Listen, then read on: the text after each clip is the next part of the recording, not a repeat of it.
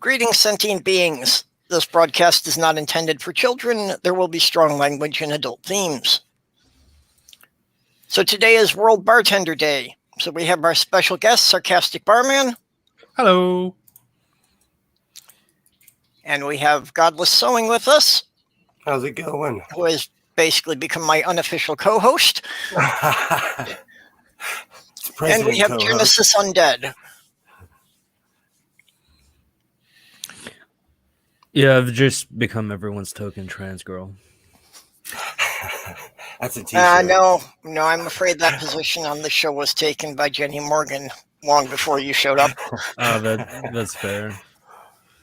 I call her the official co-host of the internet. Yeah. I've talked to Jenny on Twitter, but I don't think I've ever met Jenny live on like a show or anything. Really? I thought you'd been in my chats with her before. I know. I was about to say that's. I've only been on a handful of your chats. Like, only recently have I been in the Mid America chat. So only recently have I been coming on your show. Yeah. Which is fine. Okay. Well, as I was saying just before we went live, one of the things that I've frequently brought up with the pandemic situation is I'm afraid that what we're going to lose most are the family-run businesses and the sole proprietor small businesses, because a lot of them, have constant expenses that they have to handle every month, even if they have no customers coming in. So I thought that was a good topic for Sarcastic Barman to address, as he owns his own pub. Yeah. I'll be fair, the UK's, for as horrible as it all has been, the UK has handled it relatively well from my position, even though it's been hard, because they have been doing well with the grants, trying to look after people. You've had self-employment grants, hospitality grants, and they have helped. Otherwise, I would now be not in my pub. I'd be back at my parents' house going, I can't afford to live there. So, yeah, unfortunately, in the US, they have not had programs like that. So these places have been having to pay rent or mortgage on their buildings and not had any income coming in. Jeez, we've had mortgage and rent freezes for those who need it. Fair play for all the flack that our government gets. They have tried a little bit to look after us. They did the whole eat out to help out thing in August, where they basically paid for half of everyone's meals. So if you were going out in August for go on. Oh, sorry. As an American, can I ask a question? How many people sat in a meeting and thought that was okay? Eat out to help out. I have a dirty mind. I watch a lot of BBC. When I heard that, I'm like, that had to go past like 15 people to get there. Yeah, but they're all old and half of them don't have sex anymore because they'll pop a hip. Yikes. Awesome title, though. Awesome title. Be yourself is my motto. You want to eat out, that'll always help out somebody. Well, it'll help somebody's mood. Exactly. Going back to how small businesses were affected by COVID, because I just remembered something. The new, I forget what they're called, but like the grants that the government is giving out to businesses because of the COVID times, right? I think they're going to be prioritizing the smallest businesses first this time around, which I think is smart. So I'm happy about that, but I still don't think we're doing enough for small business owners. And the problem here is that businesses have closed in mass. So we have massive amounts of business that just are never going to come round of relief that the U.S. government did, most of it got sucked up by the corporations, and a lot of it got sucked up by churches. Yeah. I really think that like the first rule of that should have been that any business with over 50 customers shouldn't have been entitled to get anything. Do you think that's with over 50 employees, rather? Sorry. But do you think that's because of our former president? Because he also gave massive incentives to people who owned homes over a certain socioeconomic rate. He gave massive tax breaks. So everybody in my neighborhood was redoing their house because they refinanced and got massive amounts of money back. That's mad. Yeah, but Oh, the stuff really needs to they're be cool. targeted at the small businesses. I mean, the corporations will have a somewhat less profitable year. They're not going to lose money. Yeah, the way they based it in the UK for how much grant you got was based on how much tax you paid. So up to a certain amount, you got X amount of money, then more, you got more.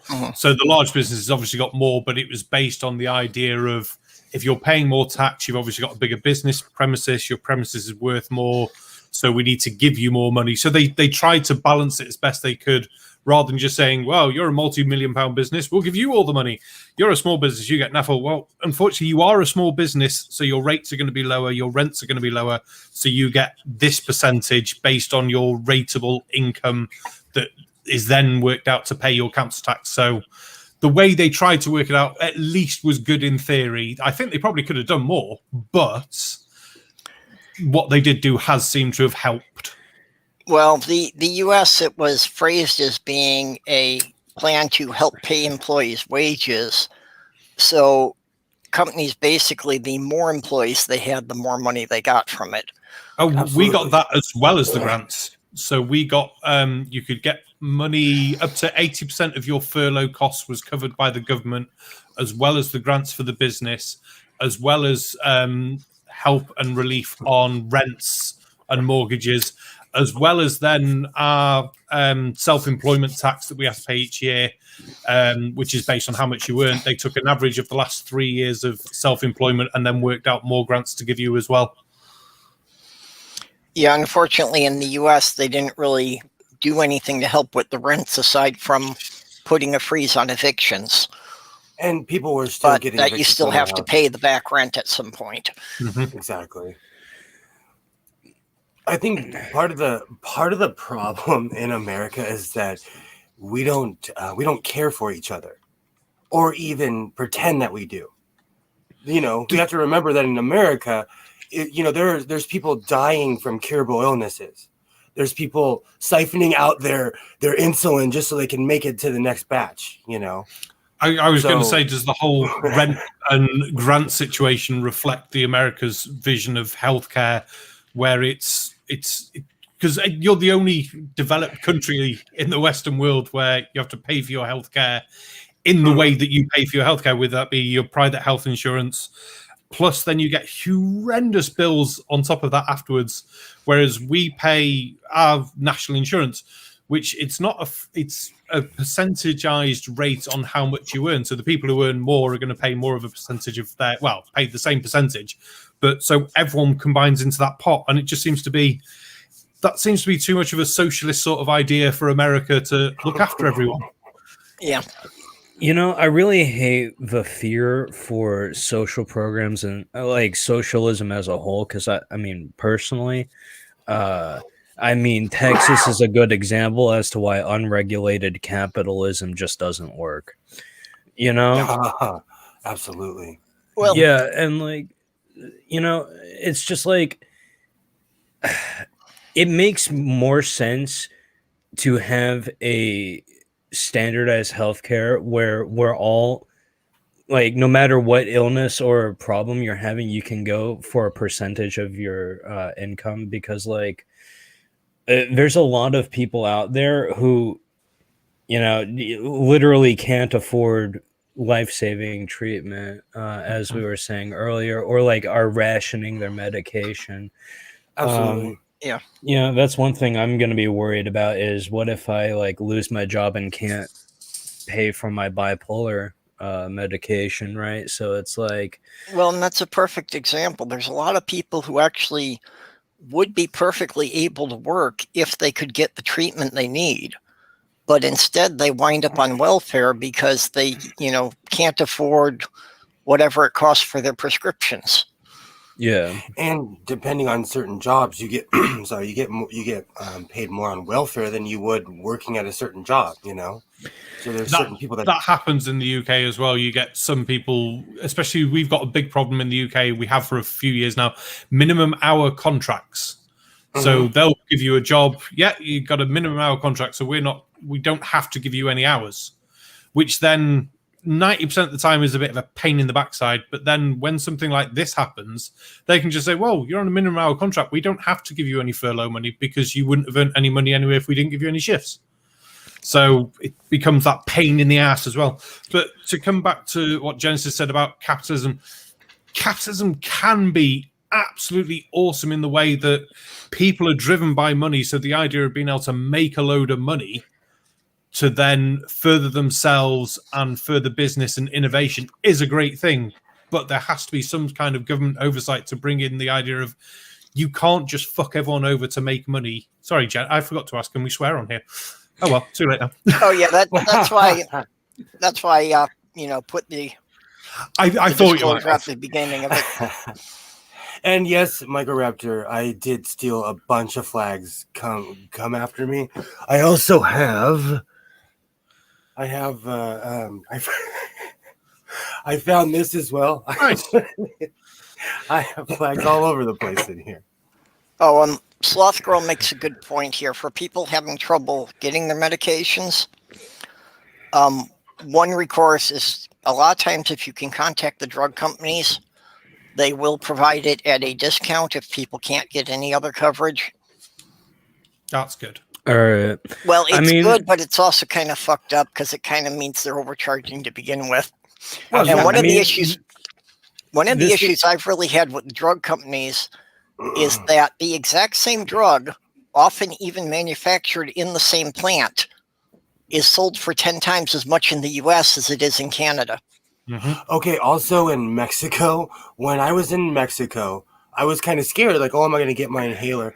I walked into any pharmacy and got my inhaler that without insurance in America costs $97. It was like, it was $5, $5 US towards the border. And when I got deeper in Mexico, they were like giving them to me. Like, you know, I'd buy like 10 of them for $20, you know?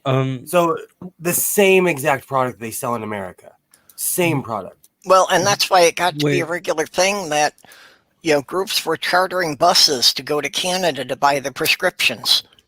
What I will say is, like, my thing was more of a hypothetical because if worse comes to worse in my situation, I can always ask my parents to buy my medication, and like I don't know why they wouldn't. But like, the people out there who don't have a support system, right? Like suffer like that fear of, well, fuck, I can't get my medication. So, do I try to live with a crippling disorder, or do I like desperately try to scrape up as much money as possible? Or do I forego other necessary things like heating and food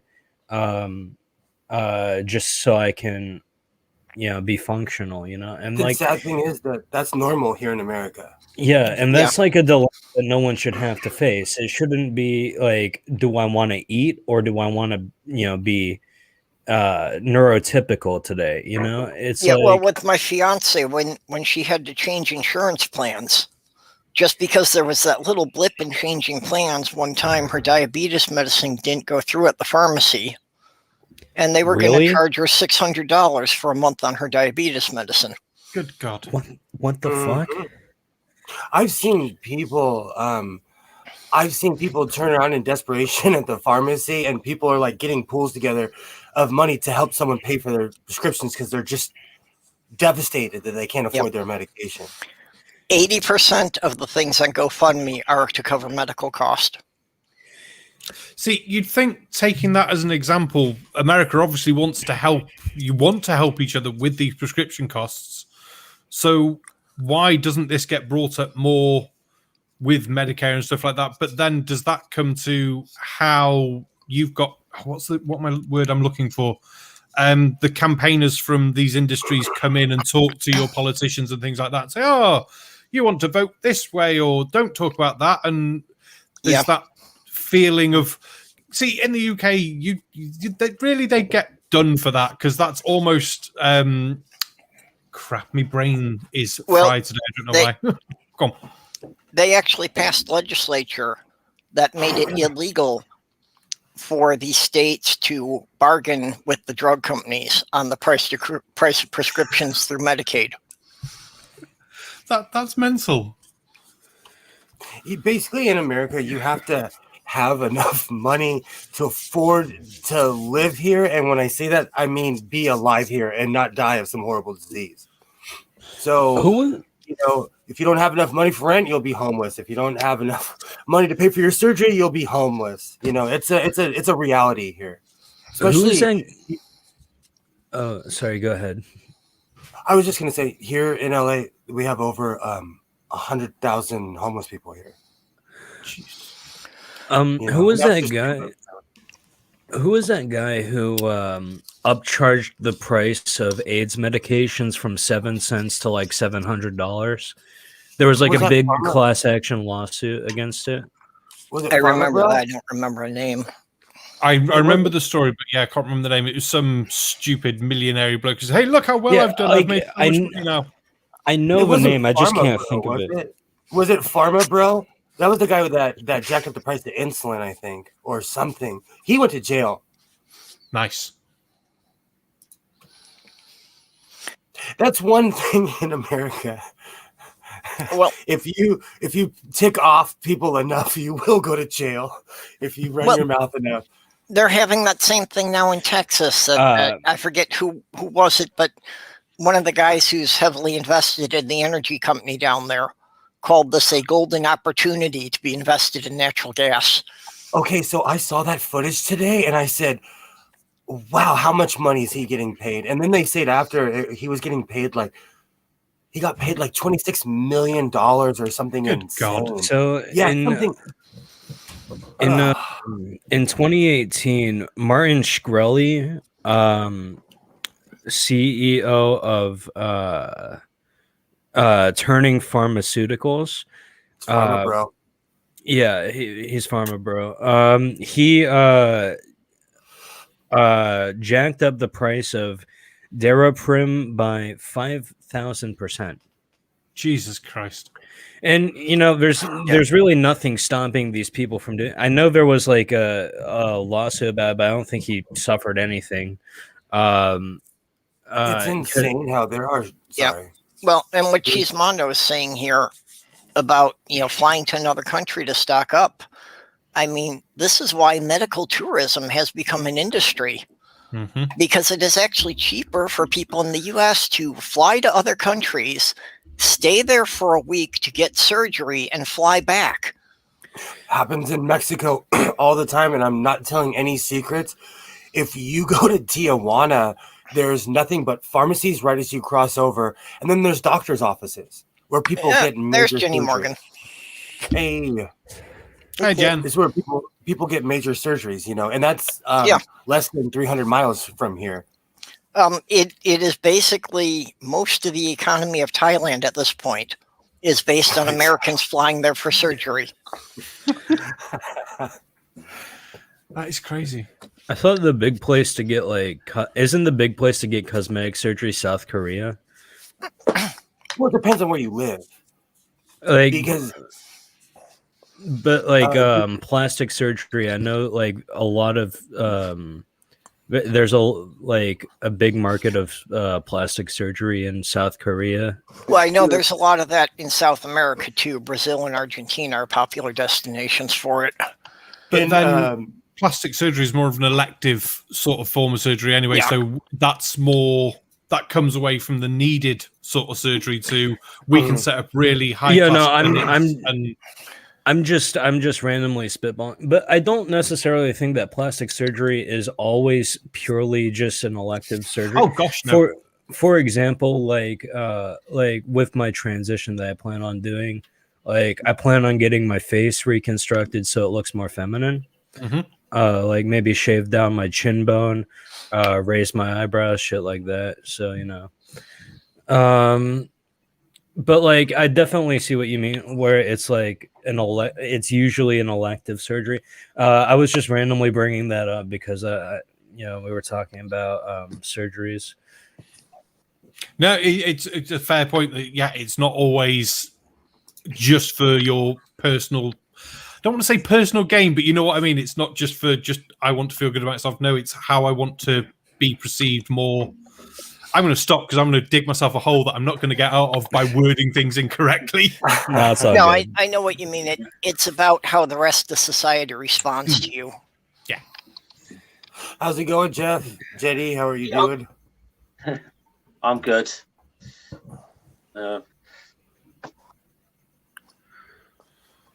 What about you, okay. Jenny? How are you doing today?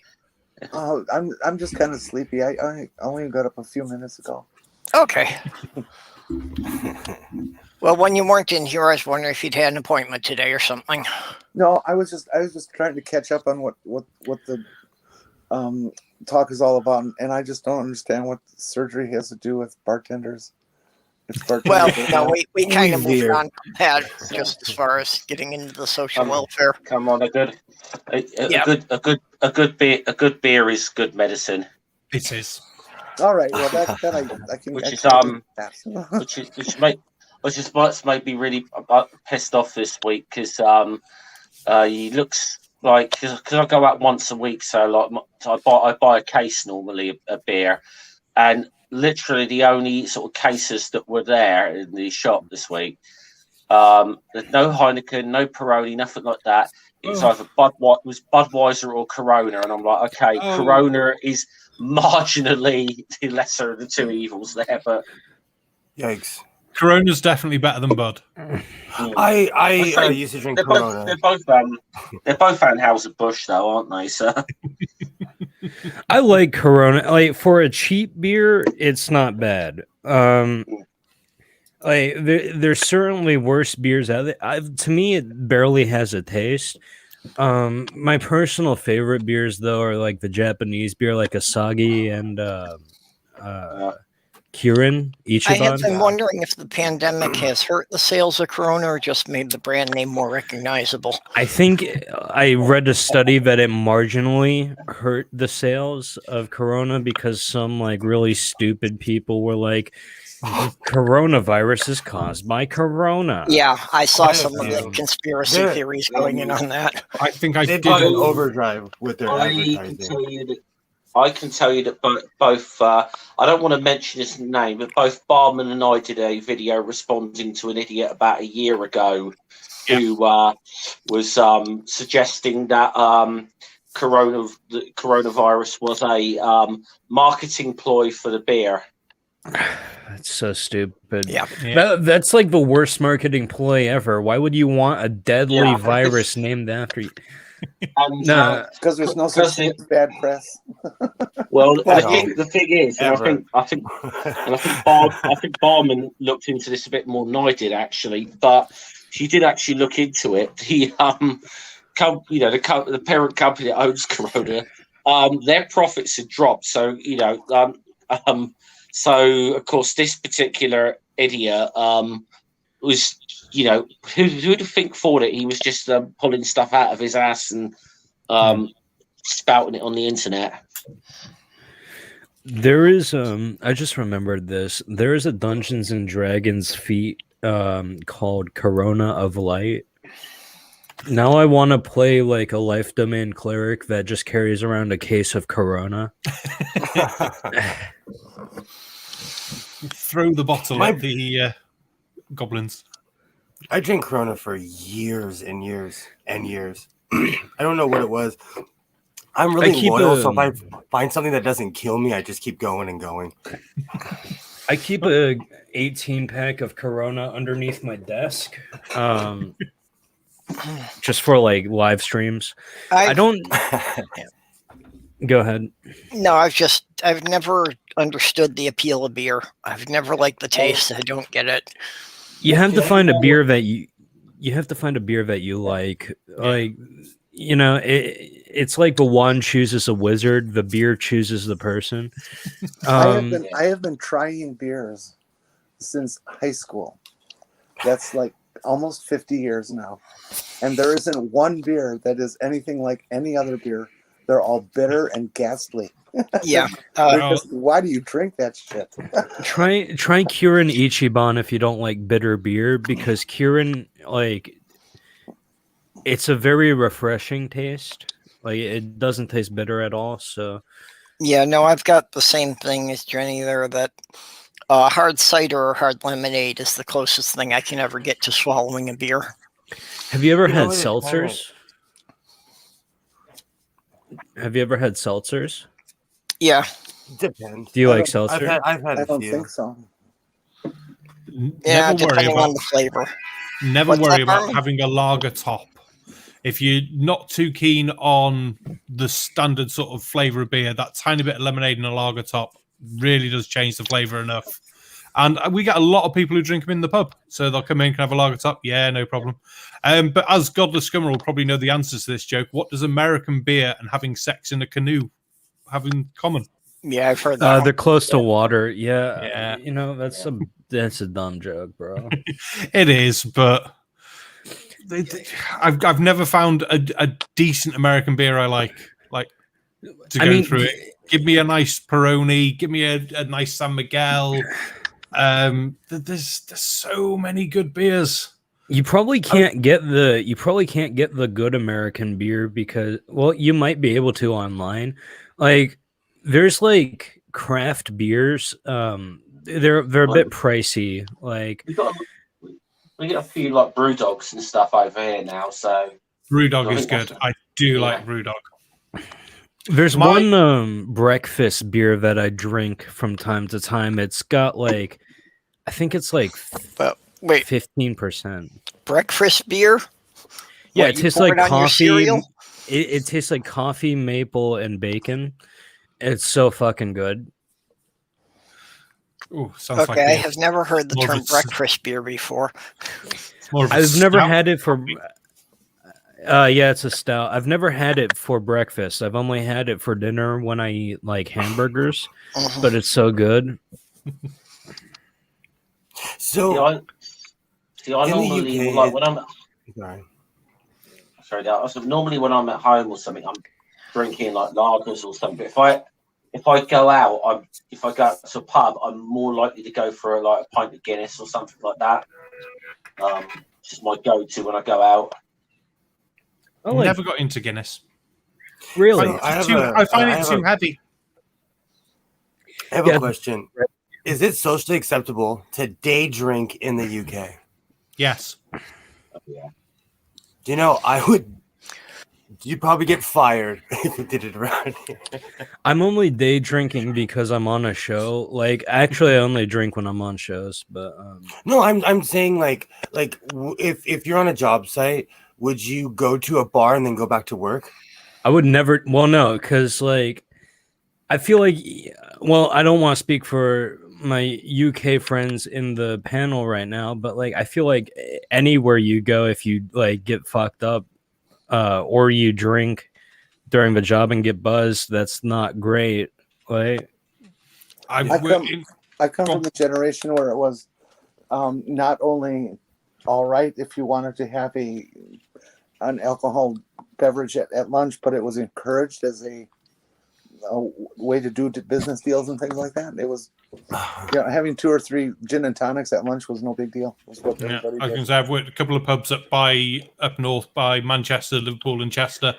And lunchtime, you get quite a lot of the people from the offices come in. They'll have a quick meal, maybe a glass of wine, pint of beer. Jen says a gin and tonic. Have that. Go back to work. No one cares. So Wow. we're a big drinking country. To be fair, we don't rank high in the amount of alcohol that gets drunk, but we'll find any excuse to go for a beer. I can guarantee when they say, I think it's from the 8th of March, you're allowed to meet someone in the park in the UK again. It's like someone outside of your normal social household bubble. I guarantee there'll be people getting pissed in the park going, yeah, let's have a beer in the park. They will. I have a question. Do you guys think that 21 is too old for alcohol? Yes. And nicotine as well. Here. Yeah, well, no, that's federal now, and I was just on the tail end of that. I turned 21 1 month before they changed the law to like being. If I was like left out of a loop on that, I would have like. I have a strong nicotine addiction, so I don't know what I would have done, but it wouldn't have been great. Like I did when I was your age too. Exact same thing. I used to think about that. Like, It's unreal because in my day, if you looked like you were over 16, they'd sell you a pack of cigarettes. The biggest reason for having alcohol at 21 is not because 21 is some magic age, but it's to keep it out of the hands of high schoolers. There's lots of people who are students in high school who are 18, and as a person who lived was in high school the year that alcohol went from 21 to 18, I can tell you that the problem arrived the next day. Yeah, I mean, put the problem from there on. The thing I drank so much when I was a kid that I stopped drinking when I was 21. The thing with high school students, though, is like if they want to drink alcohol, they're just going to steal their parents. If they want to smoke cigarettes, they'll find a way to do. I was big into the drug culture. Well, not the drug culture, but like, you know, weed back in high school. And so like kids are just going to find a way to. My niece vapes, right? I don't know how the hell she does it. I don't know who she's getting her vape juice from, but she like vapes with her friends, and I'm like, what the fuck are you doing? But like, I can't really judge because when I turned 18, I started smoking cigarettes at school. So I was smoking cigarettes at school at 16, but in the UK, you can have a drink with a meal in a pub or a restaurant at the age of 16. Yeah, not here. So you've got to be with obviously adults. We don't check they're actually going to be your parents, and it's half a cider, half a lager, half bitter, small glass of wine, no spirits. So they're your sort of choices you can have. Yeah, and you only get one, and it's with the meal, so you can't have a drink before the meal, drink with the meal, and a drink afterwards. So it is a drink. Yeah, literally. Yeah. But God, I was drinking wine with mum and dad at the age of 15, 16 over dinner. And if you go to mainland Europe, that's usually the same sort of time they start drinking with their parents and things like that. It's a bit different for me because obviously I've grown up in the pub trade because my parents had pubs as well. But talking to even friends the same sort of age, say, yeah, we had a glass of wine with dinner. And it's like, yeah. And it's one of those, yeah, let's go out for a drink tonight. I mean, a drink, should we go for, if I said to Godless, oh, do you want to go for a pint tonight? That's anything from, let's have 2 or 3 pints to, oh my God, where are we? Why have I woken up on a park bench? Well, and I think that's appropriate, for teenagers to be doing it with their parents, so that they can kind of work into it. They can get used to kind of what the effects are while there's a responsible adult there. Well, the funny thing about alcohol is that alcohol will teach you respect. So eventually you will not want to feel like you're dying the next day. I learned that with tequila, rum. I learned that when I was a kid, but I drank early.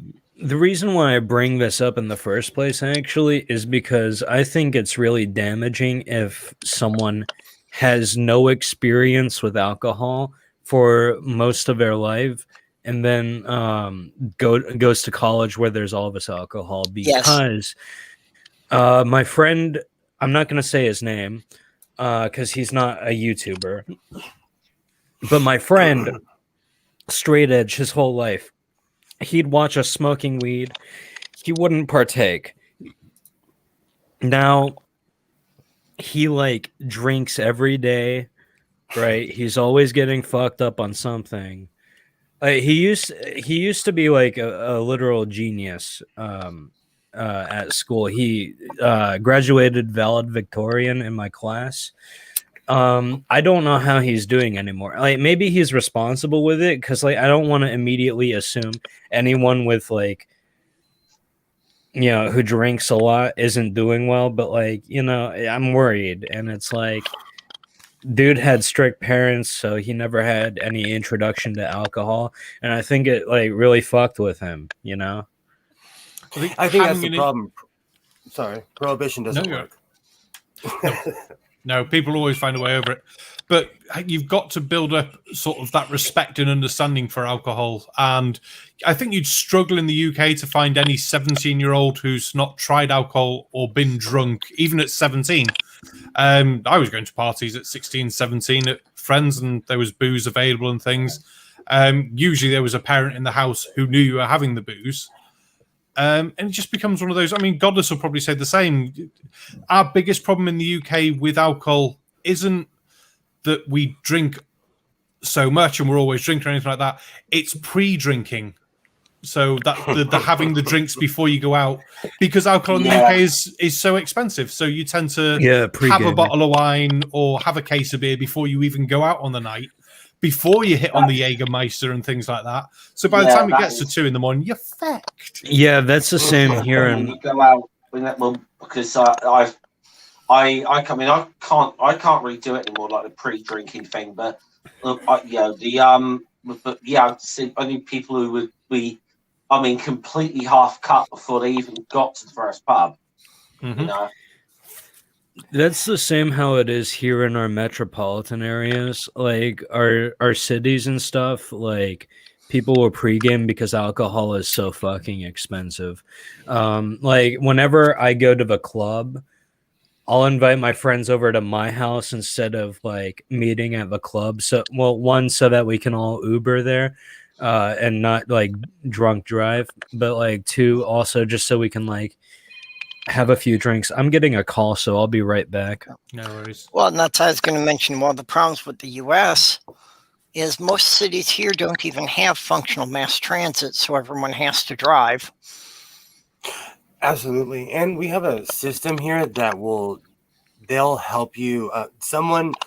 Two people will show up and somebody, it's connected with the cops, but somebody will literally get in your car and drive you home if you're too drunk. So there are systems out there. You just have to know they exist. And the average person does not know that there are many safe ride systems out there. Yeah. To get people You hear home. about them a bit around the holidays, but most of the time people don't know about them. No. In the Uber era, it's become big business here. Where I used to live up in North Wales on the coast there, if you wanted to go out for, say, you day drinking or whatever, the buses ran every 15 minutes. They'd run through the towns. You usually get wherever you want. And I think the last bus leaving Conway, which is a little small town, I'm only about 8-9 pubs in Conway. Well, the last bus leaving there was 11:30, which is ideal if you want to then go into Llandudno where the clubs are. So there was usually something there. But where I am now, it's £20 to get a taxi into the city, which is a bit of a pain in the ass. I wish I had. That's ridiculous here. I wish there was better public transportation in my city. Like taking the bus in Tampa is not a great idea, like at all. Like Ubering, even though it's more expensive, is like significantly safer. Plus, it takes less time. So like, and we don't have trains. I mean, we have one train, but like, it's not great and it doesn't go anywhere. Yeah. Well, I actually don't like to drive. I would rather not have a car, but most of the places I've lived, that just hasn't been an option. I'm the same way. I am gonna say that whenever we are finally sort of out the other end of this pandemic and things have gone back to some degree of normality, I think I'm definitely going to have to do a pilgrimage to Barman's pub at some point. Oh hell yes! It's on the like thing list of things that need to be done. Hey, I've been fixing up my old truck. I'm planning on a major road trip when this is over. You're driving to Australia, aren't you?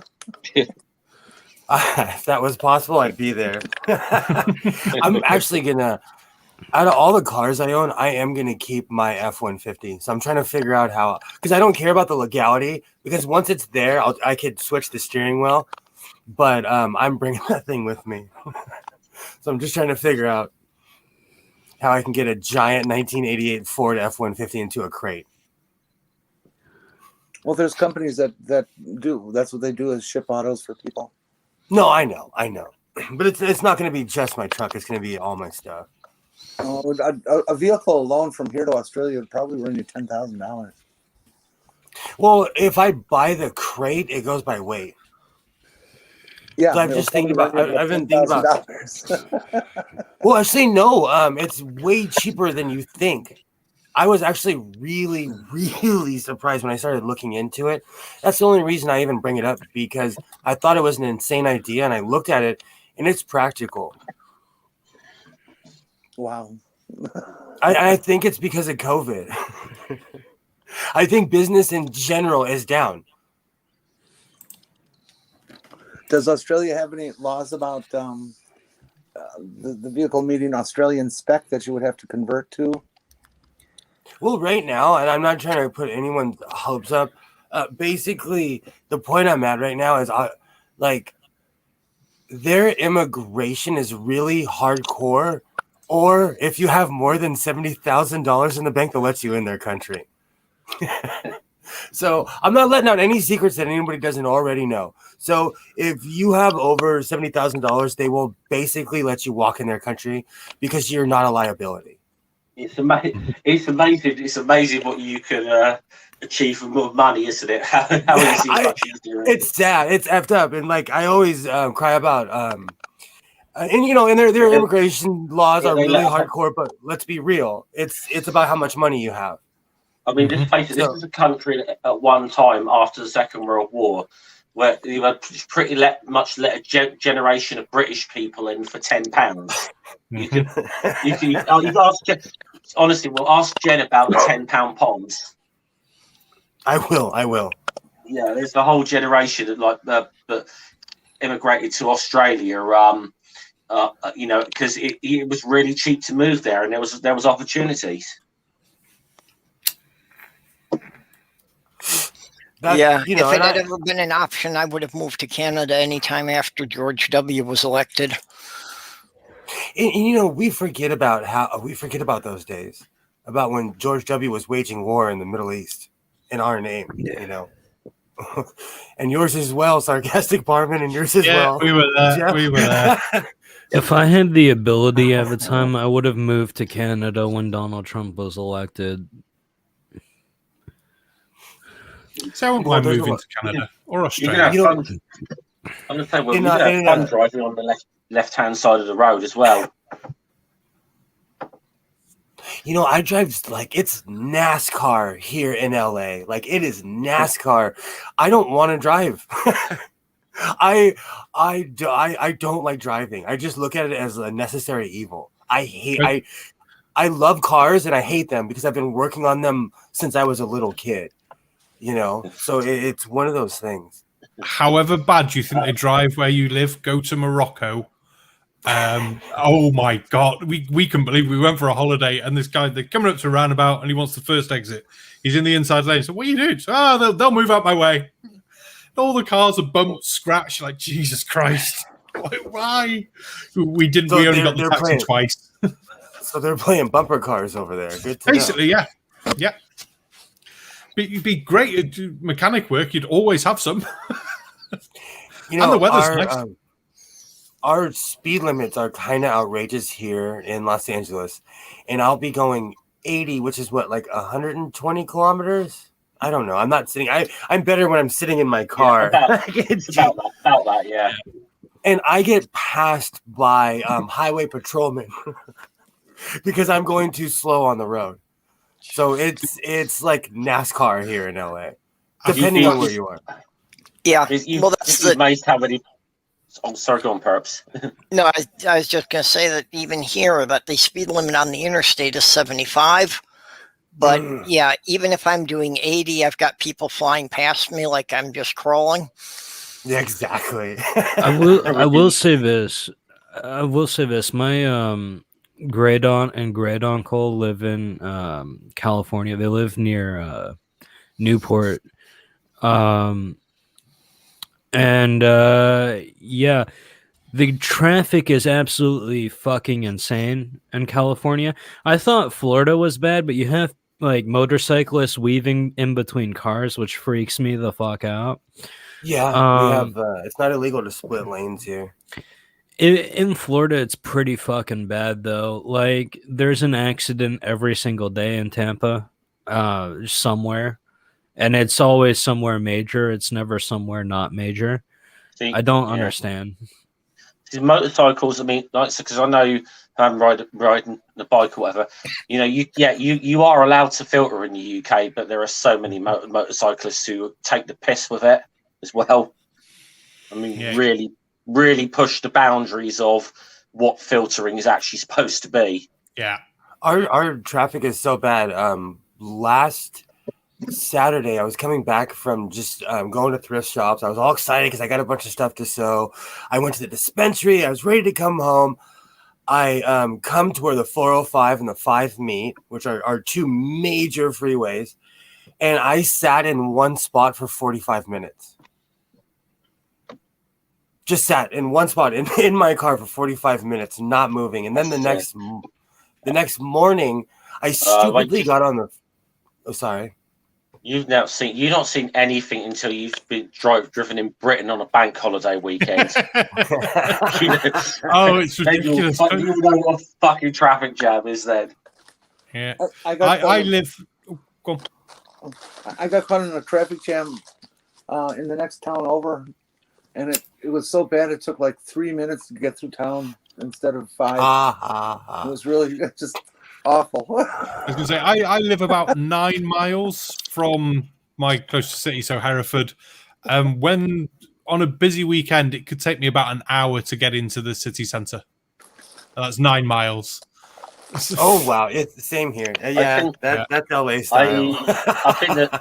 I think the worst one ever was, and it took me 90 minutes once in traffic. It was the car with my friend. It took us 90 minutes to get from Chiswick in London to Hammersmith in London. That's a mile. That's 1 mile. It'd have been quicker to walk. I don't know why you didn't just walk if you're only going a mile. You know, we have traffic even going to Las Vegas here. Now that I think about it, it's nothing to sit out in the middle of the desert and there'd be like 15 miles of cars going in the same direction, just traffic.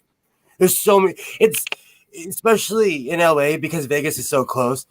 We're spoiled. So people I do it too. We go to Vegas all the time on the weekends because it's like, 3 hours away, 2.5 hours away if you drive like I do.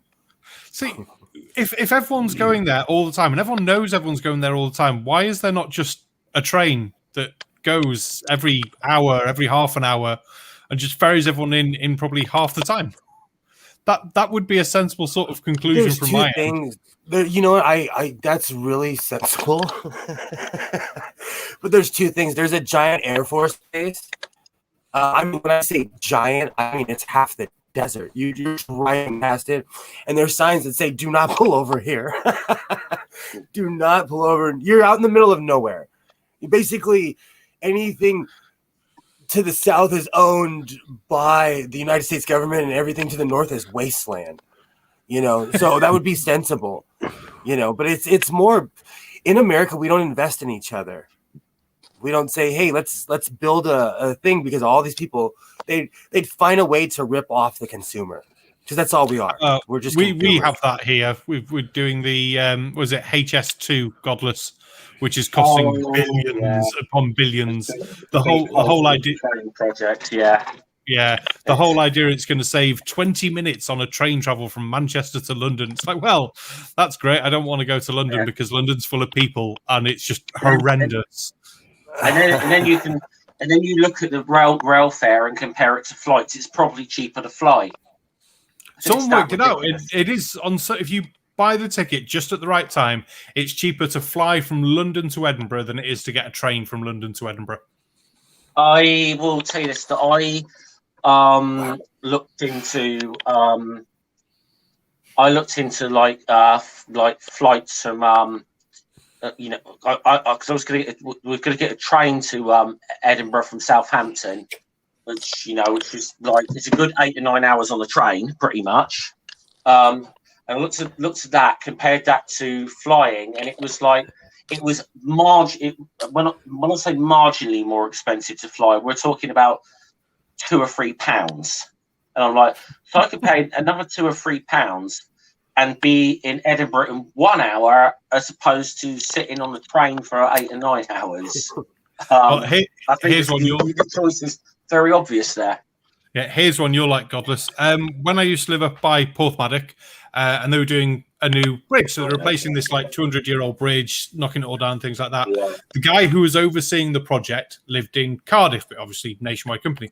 So they decided it was easier to fly him from Cardiff to Carnarvon, which was about 30 miles from the site, to give him a rental car so he can come down, stayed during the week at our hotel at the time, to then go back to Carnarvon, fly back down to Cardiff, than it was to give him a train pass to go, because to get a train from Cardiff to North Wales, you'd have to go into England to come round and come back down. It's madness. Yeah, you got this slight thing called Snowdonia in the way of railway lines.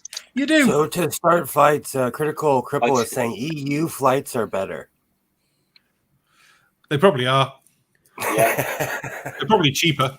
Yeah. But then you look at EU. Oh. France has got a good train line. So is Italy and Spain. You know, it's the same here in America, depending on what. Now, I've got to say, I've had mixed experiences with the French SNCF, which always used to be like the gold standard in Europe at one time. But It's old now. I've had very mixed experiences with them. Some lines are brilliant, and others you can count on it being an hour late. Here in LA, we have mass transit, but the problem is the price. From my understanding, trains in the U.S. are split between the North and the South.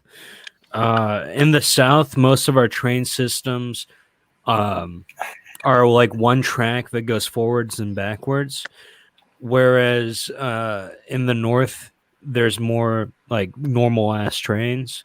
And the reason for that is because in the South, it used to be that you would ship your grains and your vegetables and your cattle and shit north.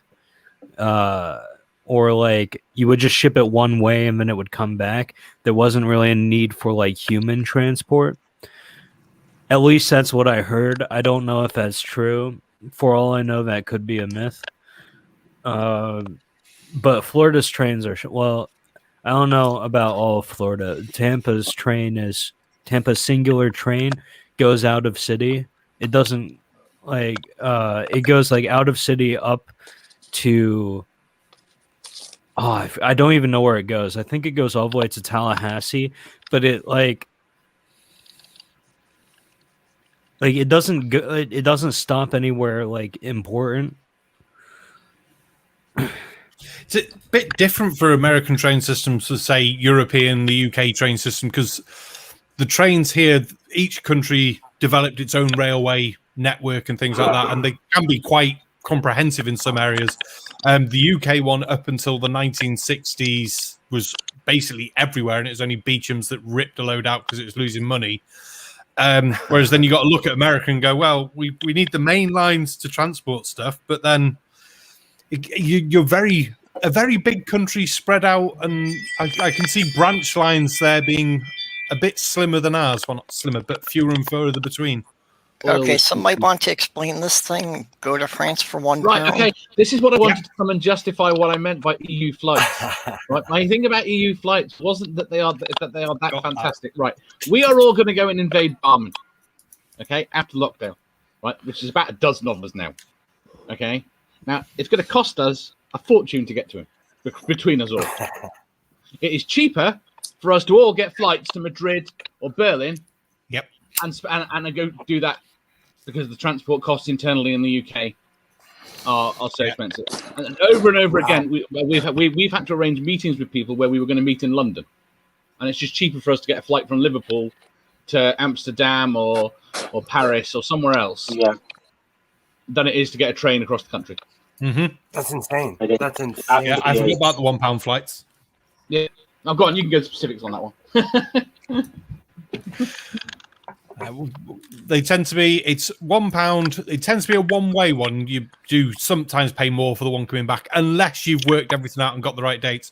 And it requires that you don't have any luggage that you want to be stowed, so it'd be hand luggage only.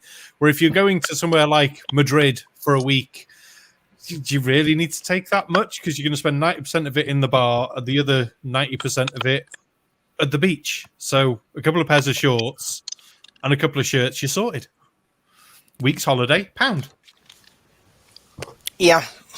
Yeah, I do 3-day conventions, which winds up being a 5-day trip, and it's basically just pajamas and one other change of clothes. Because basically, I'm never leaving the hotel if I'm at the convention. No. When I go anywhere, I pack like I'm moving there. I need options. My wife does that. It's only close to it, don't you? When you travel from, say, London to Scotland, isn't the return trip faster because you're going downhill? Oh God! You're not. But there you get London, not the return trip. Scotland is lower than London.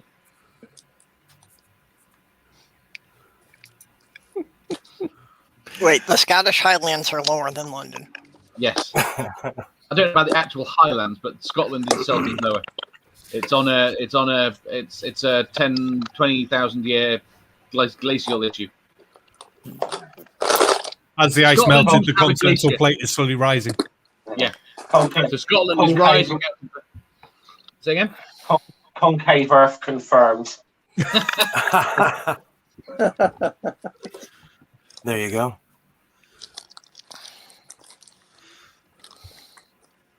So, Dave, how are you doing? Not very good, actually. Well, I'm getting jabbed tomorrow, so I'm pleased about that. You're getting your microchip tomorrow. And you're going to get the shot, right?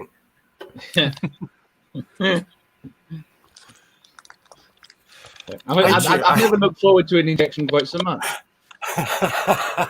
No idea when we're getting ours. I'm retired. I used to do backflips when I would get a jab.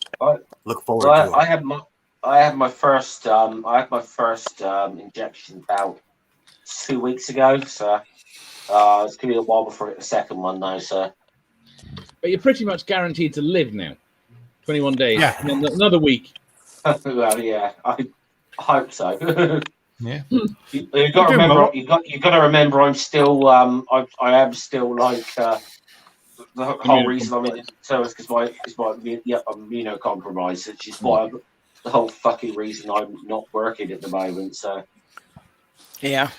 Have they told you when you're going back to work? I don't know, but I should hear something in the middle of next month. I imagine. Because I could see that I might be able to do some work possibly in April. I don't know. I mean, it's you just because I had to go back into like shielding again when we went into like a tier 4 lockdown around about Christmas. So literally the last day I worked was Christmas Eve. Oh wow!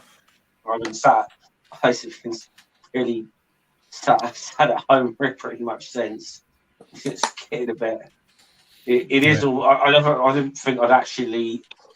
I'm sure, like a couple of years ago, I was thinking, wouldn't it be nice just to like sit at home for 3 or 4 months and not do anything? But now it's like it's mind numbing, isn't it? It's fucking mind numbing. Yeah, a month from now, I will have. Good. Yeah, it sounds. If you're not careful, you'll start watching Pratt videos. I've been home for almost a year, and I haven't stooped that low yet. I've stooped pretty low, but not that low. I've just done a week of him. I was going to say, Barman, how does that go? A week of It is. Oh, it was hard work. I had to record them over 2 nights, but yeah. Yeah. Whatever compelled you to do that? Oh, I don't know. I think I was feeling obviously slightly tipsy and funny. Thought, let's do a week of Pratt. And I'm chuffed I have because it's gone really well. They've been well viewed. Subs have gone up for it. I'm like, wow. Who should I do a week on next? And he hasn't done a bunch of videos on you, like accusing you, calling you a load of names yet. Then no, he's not even left a comment. I'm like, the fuck? I've called him some really shit names. I was going to say, I mean, Irish demons only got to think about him, and Pratt's to be calling him names. You know? Yeah, it's a bit weird that, isn't it? It's like, obviously, I'm not his type. I don't know. Yeah. Pratt only goes after the people he thinks look dumber than him. Oh, poor Irish. I haven't actually put my video on for tonight. Oh, crap. Yeah, it's That reminds me. there is Daniel Pratt is just he's I think something is seriously not fucking right in that man's head. That's all. Oh, definitely not. Fucked up in that man's mind. One too many hits with the water heater. Yeah. Yeah. Oh, I just remembered this is a massage chair. Ooh, show off. Oh, I forgot about that. But he's one of those guys, though. He will be there in his basement and upload like 3 or 4 videos a day on this shit. I will never Yeah. understand the craziness of that. It's like, how much time do you have? But then he doesn't really say anything in his videos. It's all crap. Mm. Wait, who are we talking about? I'm sorry, I zoned out. Daniel Pratt. Oh, Who you the just fuck reminded is me. that? I'm gonna start releasing a few ranty videos myself. I'm gonna Genesis. If you don't know who Daniel Pratt is, you won't understand the context of what we're talking about. But on the plus side, you haven't heard of Daniel Pratt, so it's good. That is a good thing. No, I've heard of Daniel Pratt before. I just no one's ever taken the time to explain Daniel Pratt to me. He's a crazy flat earther who seems to be chained to his water heater, but provides no sort of evidence of flat earth unless you count trying to disprove gravity by bending water. By having water in a plastic tube over a barbecue. Okay, so a simple American here, you can't prove flat Earth because flat Earth doesn't exist. That's the one. I mean, I'm sorry, simple American here. You know, I'm nothing but flags. so here's the thing about the flat Earth. I never took time into looking into flat earther videos because that's not something I'm going to debunk because they debunk themselves, right? There's no point in talking to a is the problem. there's no point in talking to a flat earther because they're not going to change their mind because all of the evidence, literally everything that we can physically observe points to us living on a ball, right? But no, they want to believe what they want to believe. I'm not going to argue with them because it's just a waste of time. So I have a question. I consider Christian. Sorry, I was gonna say I consider Christian. Oh, sorry. I think it's the lag here. Sorry, it's It's a okay. bit of lag here. Okay, let's try an experiment. I'll put Daniel Pratt in the tags and see if he comes after me now. Oh, I really don't want to deal with a flat earther today. The thing Well, about it's like I have a let him question. into the path, but Are flat earthers harmful? Like I consider Christianity harmful. Yes. That's why I go. Are flerfs flat earthers are harmful? Here's my They're argument. almost Christians, and they're almost always anti-vaxxers. It's not Okay. that flat Earth in its own right is harmful. It's that it's an ilk of people that buy conspiracy theories that are completely insane. Here's So why. it's so flat Earth comes with a whole list of other crap that they're bringing with them. It's not just flat Earth. Yeah. Here's my argument. Here's my argument as to why any conspiracy theory that has no basis in reality is harmful. Because once you start accepting one of them as truth, you will believe literally anything. Well, the thing is, if you can accept something like flat Earth as truth, you know that they're pretty much into every other conspiracy that there is out there. If they're into flat Earth, you can almost guarantee they believe in every other kind of like New World Order type conspiracy theory going. yeah, until I got active on the internet, I was not aware that anyone took flat Earth seriously. I thought it was just a running joke. Neither did I. I I thought thought that about creationists.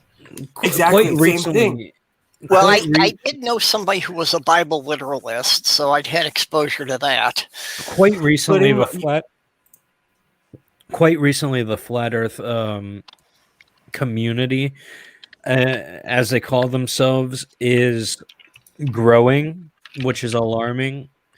And if I remember correctly, like the reason why it became popular was because some celebrity, I don't even know which celebrity, but I know some celebrity was like, I think the Earth is flat, and everyone, like, I'm not entirely sure that the people who say they're flat earthers aren't just like memeing. Like, I mean, I know there's some out there who truly believe the Earth is flat, but a lot of these people have to be. People have to, like, some of these people have to be shitlords. Like the guy who spun a basketball and poured a cup of water on it and said, well, if the Earth was a globe, water wouldn't be able to stay on it. And it's like, you fucking idiot. You have to be a troll. Well, a very simple double debunk that they could do is, somebody in the ISS pour water over a tennis ball. In zero gravity, the water will cling to the tennis ball. So that proves both that it'll cling to a sphere and that there's no gravity on the ISS. In America, people are getting snowballs and putting them up to candles and saying, "Oh, our snow doesn't melt." Like, you can't fight that kind of stupidity. Purple. Why that wouldn't debunk the experiment in I forget who did this experiment. It's not even really an experiment.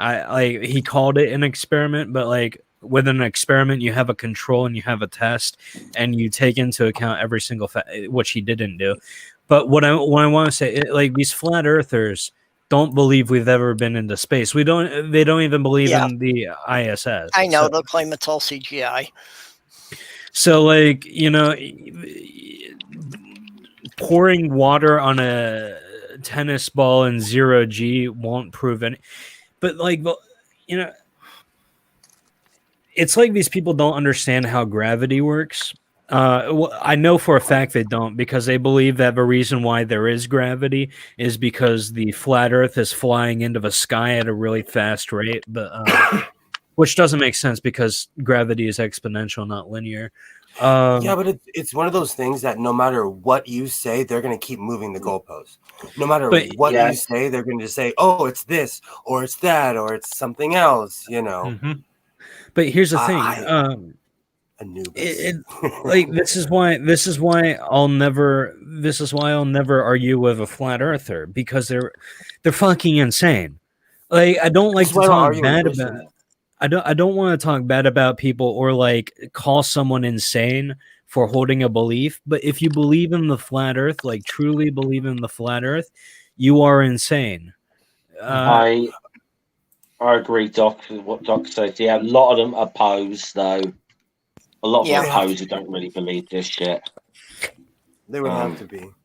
100%. I mean, there have been. I mean, I can think of, say, 2 or 3 flat earthers in the community who made videos but have actually left flat Earth because they realised this is bollocks. Like Seek Truth, Speak Truth. He's actually he's a really nice guy, actually.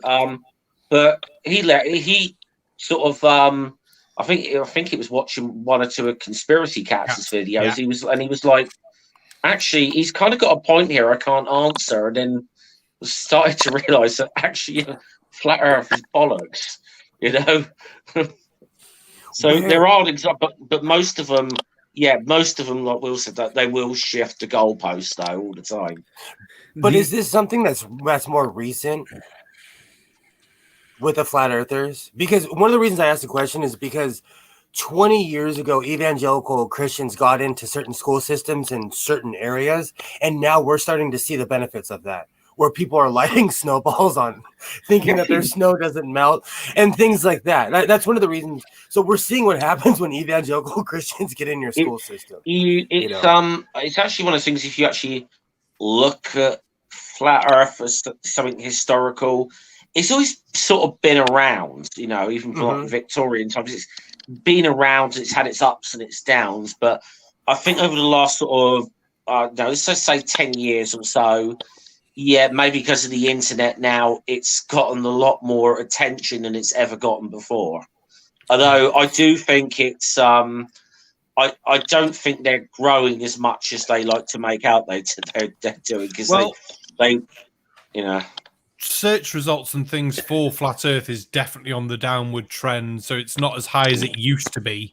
You look at the groups and things like that, they're not growing members anymore, and ones with large group membership, there's the activity within the group itself seems to have gone down. It's like people are just like, no, especially as we do more and more stuff in space, and people then look up and go, oh yeah, I can see that ISS. Okay. How much proof that Yahoo stopped promoting it? Or they get their group shut down. Nathan Thompson. Yeah. I would all they have to argue. do is just look outside, look up in the sky, and everything else is a ball except for us. Oh, they don't even believe they're real. They think they're all lights in the sky. They're just lights. Yeah. And because See, I've never heard any of these focus the arguments. camera. Oh God, they've got arguments for it all. So I refuse to engage. It's fun to engage them sometimes. The lights you see in the sky, so the stars, the other planets, and things like that, they're just luminaries, and they're in the dome, and they're just lights there. You can't prove that around; they just look round. So you're speaking of the dome Earth that was in the Bible? Yes. Yeah. Oh yeah, Yeah. and most of it is based on the Bible and what is it? Ezekiel The described firmament. as the firmament as a wax under a seal or whatever with a dome on the top. No, so in Genesis, is the first mention of the firmament, where God separates the waters above from the waters below, with the firmament, which is like a glass dome with windows. And when it rains, the windows are opened up, and that's the waters above. So Christians and flat earthers both believe that there is water in the sky, like in space, where space is. There is just water, and what they believe is like space is just a trick of a light being bent through water. Yeah, that basically we're in like a huge snow globe on the bottom of an ocean. Have they never met an astronaut before? They're all part of the conspiracy. And here's the thing. Here's the thing about it, though, right? Is like, you know, I'm sorry to giggle. It's just funny to me. I apologize. If they wanted to prove the flat Earth, why wouldn't they just go to the edge of the world and take a photo of the firmament? Oh, that's because you can't go to Antarctica, can you? Because of the Antarctic Treaty and all the penguins that are armed that are going to stop them. I'm almost positive you can go to Antarctica, right? You can, but they say you can't. I'm all for batshit crazy. I wear overalls with patches and a cowboy hat in public, okay? I'm all for being eccentric and doing all kinds of crazy things. But people that believe the earth is flat, that's beyond stretching. That's beyond stupid. I always joke with Purple about the penguins and stuff like that, but people truly believe there's ice penguins guarding. I have a bridge to tell you. That's our joke. I have a bridge to tell you. No, that's our joke to them, because they say they always say you can't go there, and then someone will show up. Well, look at these tours. Yeah, but those tours don't go to the real bit. Yes, they do. This is why you can't get to the ice wall. There we go. Weaponized assault penguins. So, have y'all heard of the tiny Earth theory? I'm black and white. I'll blend right in. The tinier theories. I've heard of a giant Earth theory where we're actually in like a little pond. No, okay, I messed it up. But the giant Earth theory, right. the theory that the moon is a perfect reflective surface and the Earth actually looks like the moon, and we are one insignificant speck that is like unobservable from where we are. Being reflected off in this giant. That there are like thousands of Earths, each one inside of a little crater. Yeah, that's so fucking stupid. Like, that's definitely something that must have been born out of a troll. There's no way someone can actually think this. It's just their stupidness to try and solve one problem by making 20 more problems. But then they can say, we figured out what the sun is. No, you haven't. I easily think. I could easily think though that like conspiracies can be born out of like a simple little troll. I mean, the fact that QAnon started on 4chan should give people a bit of a fucking clue about it. And this is my whole thing. Like with Young Earth Creation, is I've been to the Grand Canyon. I don't know how you can go there and not think that didn't happen over millions of years. The fact we've got pottery that's 20,000 years old. Like, come on. Exactly. Seriously. The dog was the fact that domesticated. the Chinese have records of their dynasties going back more than 10,000 years. Yeah. I want to say Globe Tepe. I'll get it wrong. Globe Tepe. Oh crap! I was watching a video on it earlier. The city, the really old one, like 12,000 years old. Globeke Tepe. Absolutely Zen dissidents. Absolutely. Oh, look at that cat. This is my pal Sammy's son. He claims his father was a general in the Penguin Assault Army.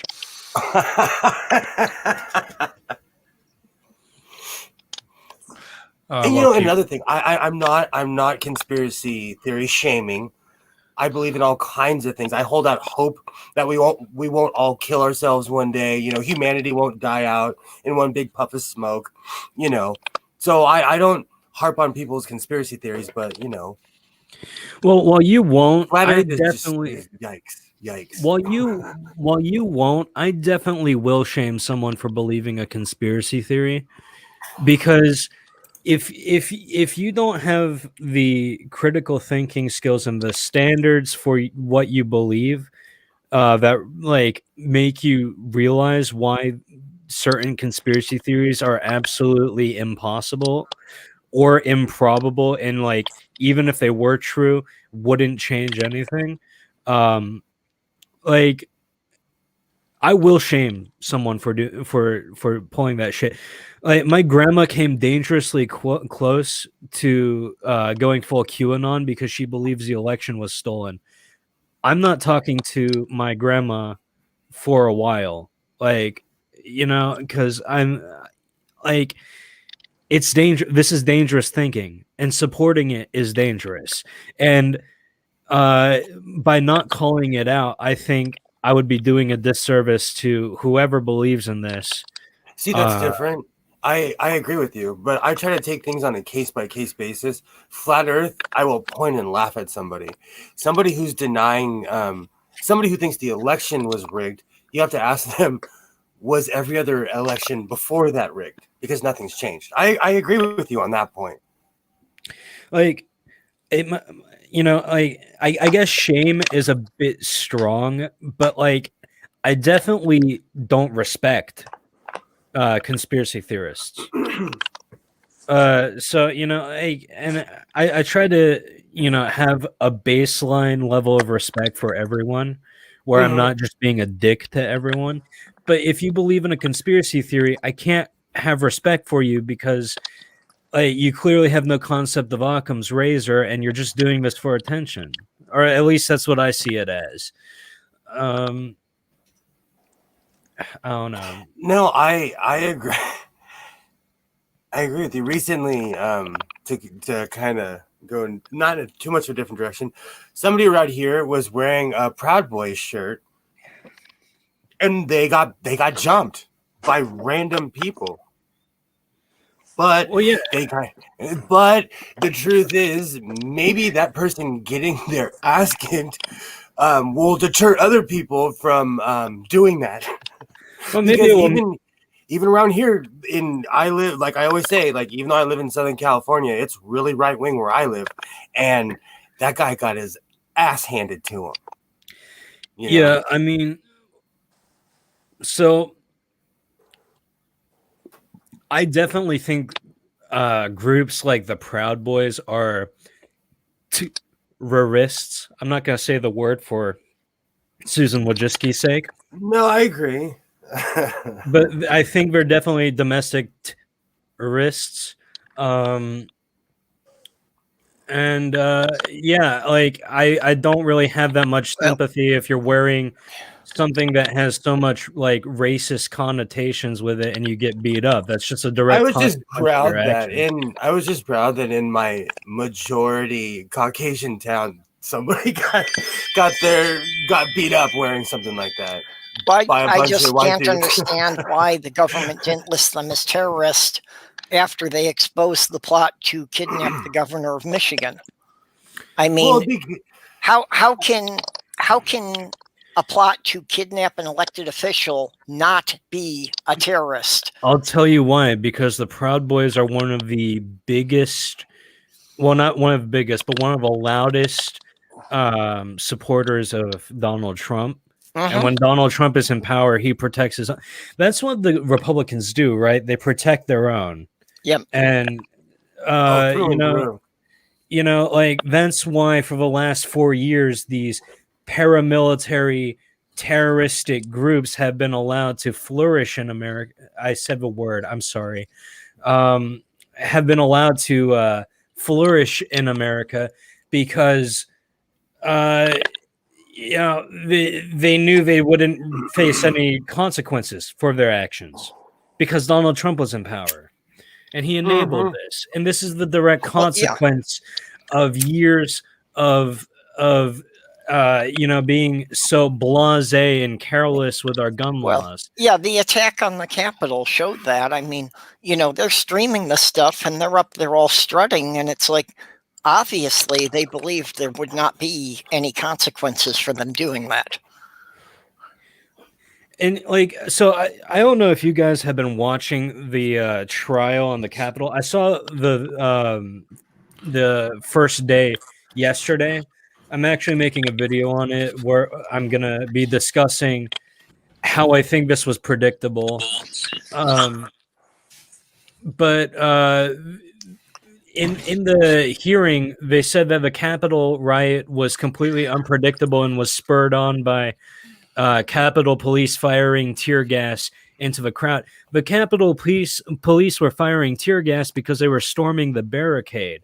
Of course, they had a rally before. They had a rally. Yeah, a rally where Donald Trump said "fight" 16 times to if you hear what Donald Trump Jr. said, he went on a transphobic rant.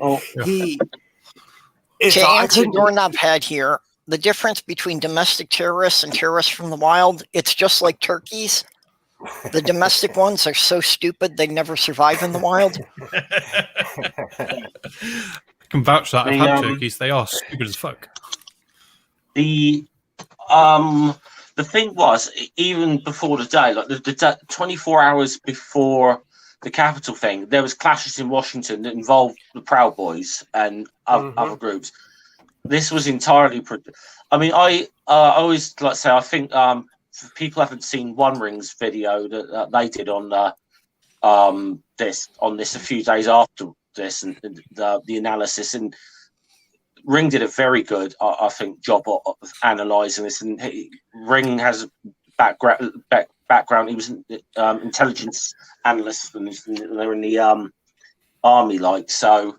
So it was a very good. It was like this. It said this was entirely predictable.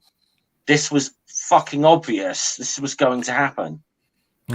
Well, not only was it predictable, but if you look at the way they prepared for the BLM protest the summer before, and the way they prepared for, you know, the stuff on January 6th, it's obvious that whoever was in charge of preparing the police forces, the security forces for this, wanted it to succeed. Oh, they were absolutely complicit because, you know, here in America, if you go up against the cops, you're gonna lose. Win, lose, or draw, whether you are on the right side, they will shoot you. And here in LA, like, it doesn't matter about race. The cops do not joke around. If you even look like you're reaching for a gun or something, they will kill you on sight. You know.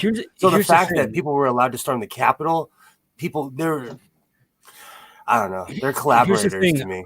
Here's the thing. Not only did certain Capitol Police actually open the fucking doors for these lunatics, but also they were incredibly understaffed. You know, one of the most divisive moments of like American history for like the past decade.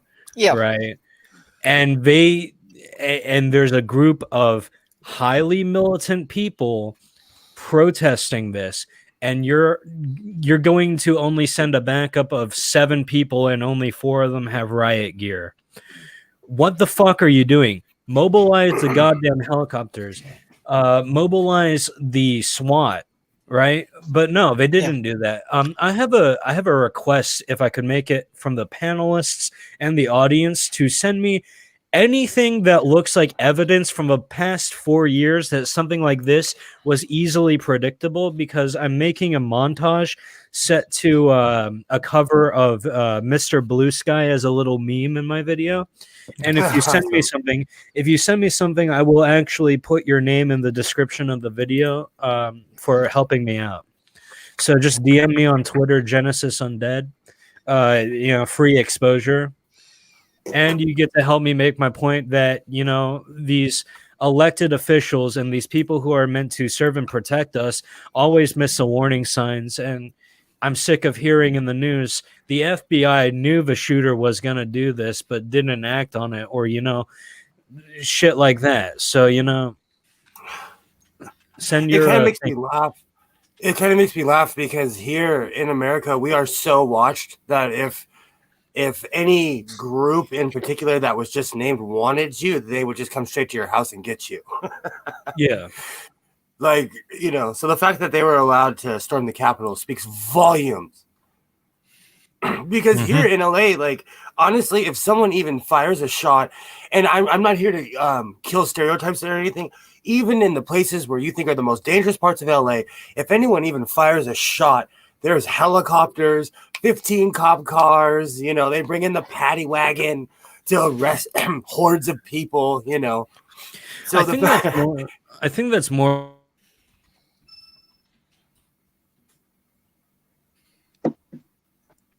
Is that me? I think Genesis froze. I think he has. I'm just making sure. I've had really spotty Wi-Fi lately. Oh, my Wi-Fi clocked out. I thought that was my Wi-Fi again. It keeps doing that today. Where did I drop out at? Right at the start. Oh, okay. I forget what I was gonna say. Anyways. I remember. I hear gunshots every now and then when I walk around. I barely see any police officers, but I live in a real shit house part of town. Well, not a real shit house part of town, but like a part of town that's kind of sketch. LA is a police state. Like in Southern California, there's more cops here than certain countries have armies. So there could be something that would happen, and like there'll be 30 cars at one site, and there'll be 30 cars at another site. It's insane. They have a huge UK, budget here. No guns.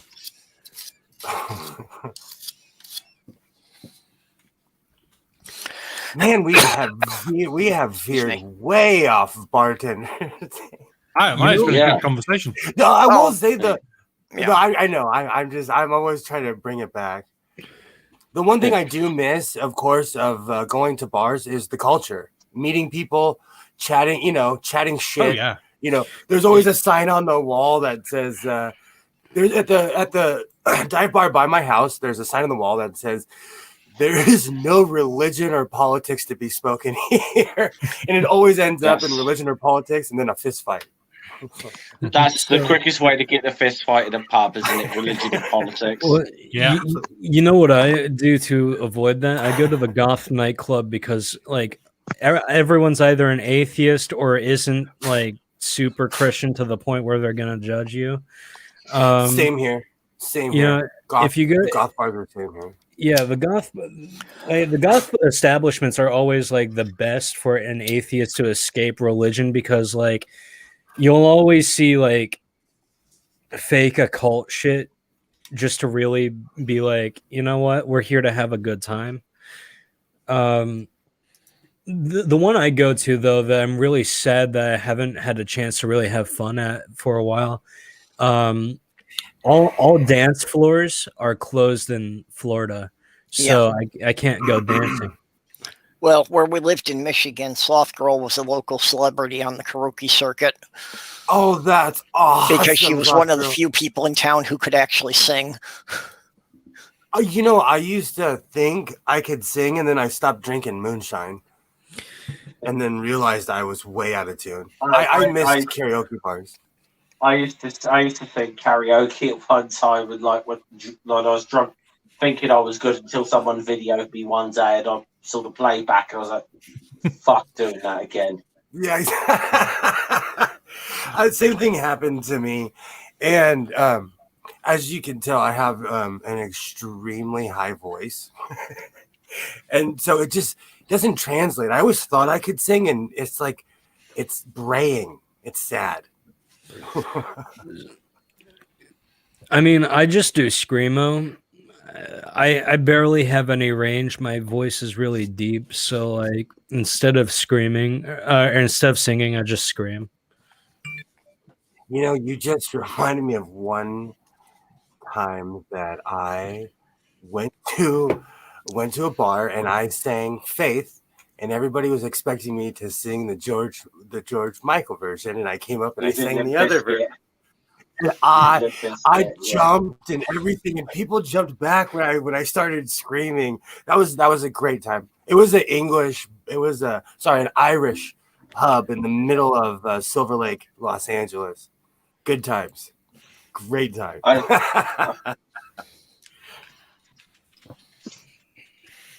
Drunk karaoke is always fun, no matter what. That's the thing. Like, I'm willing to make a complete ass of myself, so I will go up there and sing. Like, I'm okay with it. Well, you wouldn't do it sober. Let's be honest. So, oh hell no. Depends on the situation, but I'm way more self-conscious when I'm so probably not.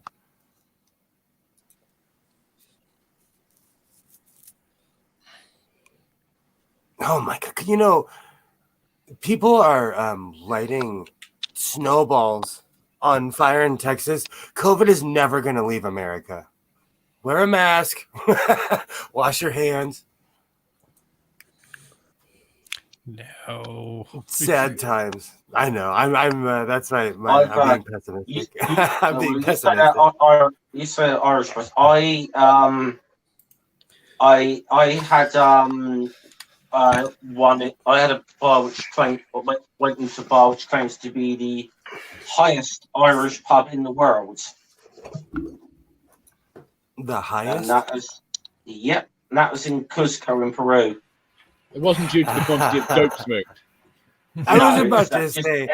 I was in altitude wise. So one of those Paddy's awesome. Irish bar in Cusco.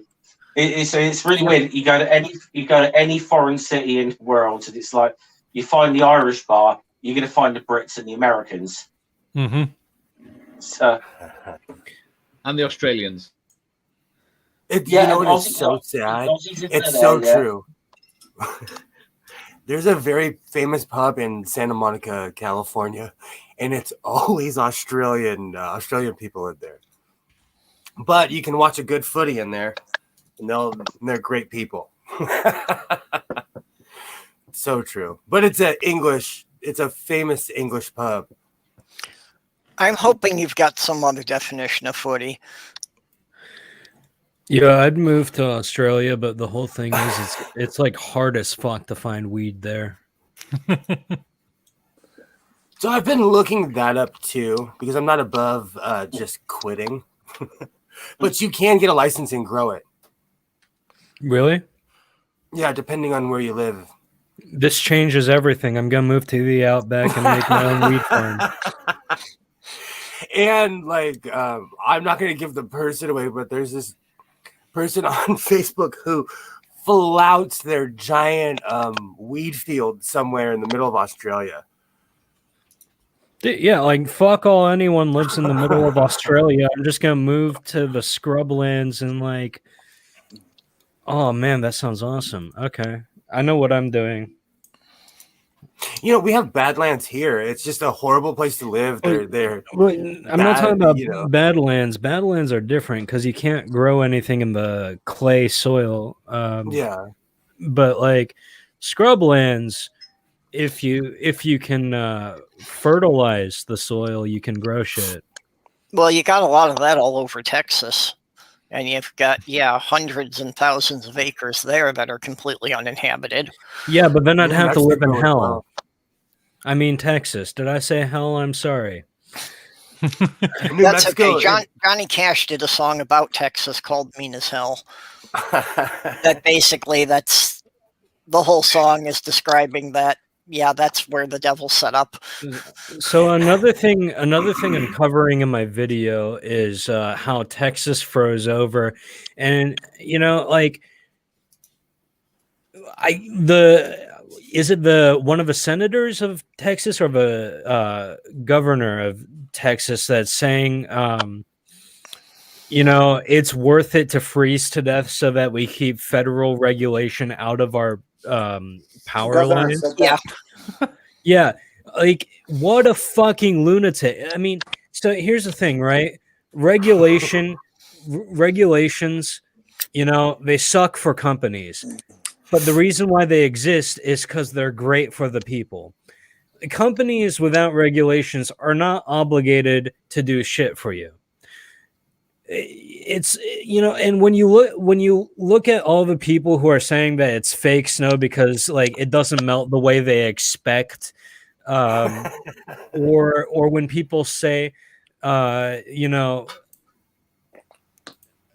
it's just like a headache. It's just a headache. This is because we let evangelicals creep into our school system. So now Some of you may die, but that is a sacrifice I am willing to make. No, what it is Texas has become a parody of the United States by becoming like as close to laissez-faire capitalism as possible in certain aspects. Well, a couple of weeks ago, Texas was threatening to secede. And I thought that would have been excellent because without the 26 electoral votes for Texas, the Republicans would not have won another federal election for the next 20 or 30 years. let them go. Let them go and be the Republic of Texas again. You know, and technically, their oil is U.S. oil. You know, from when Trump first started about the border wall.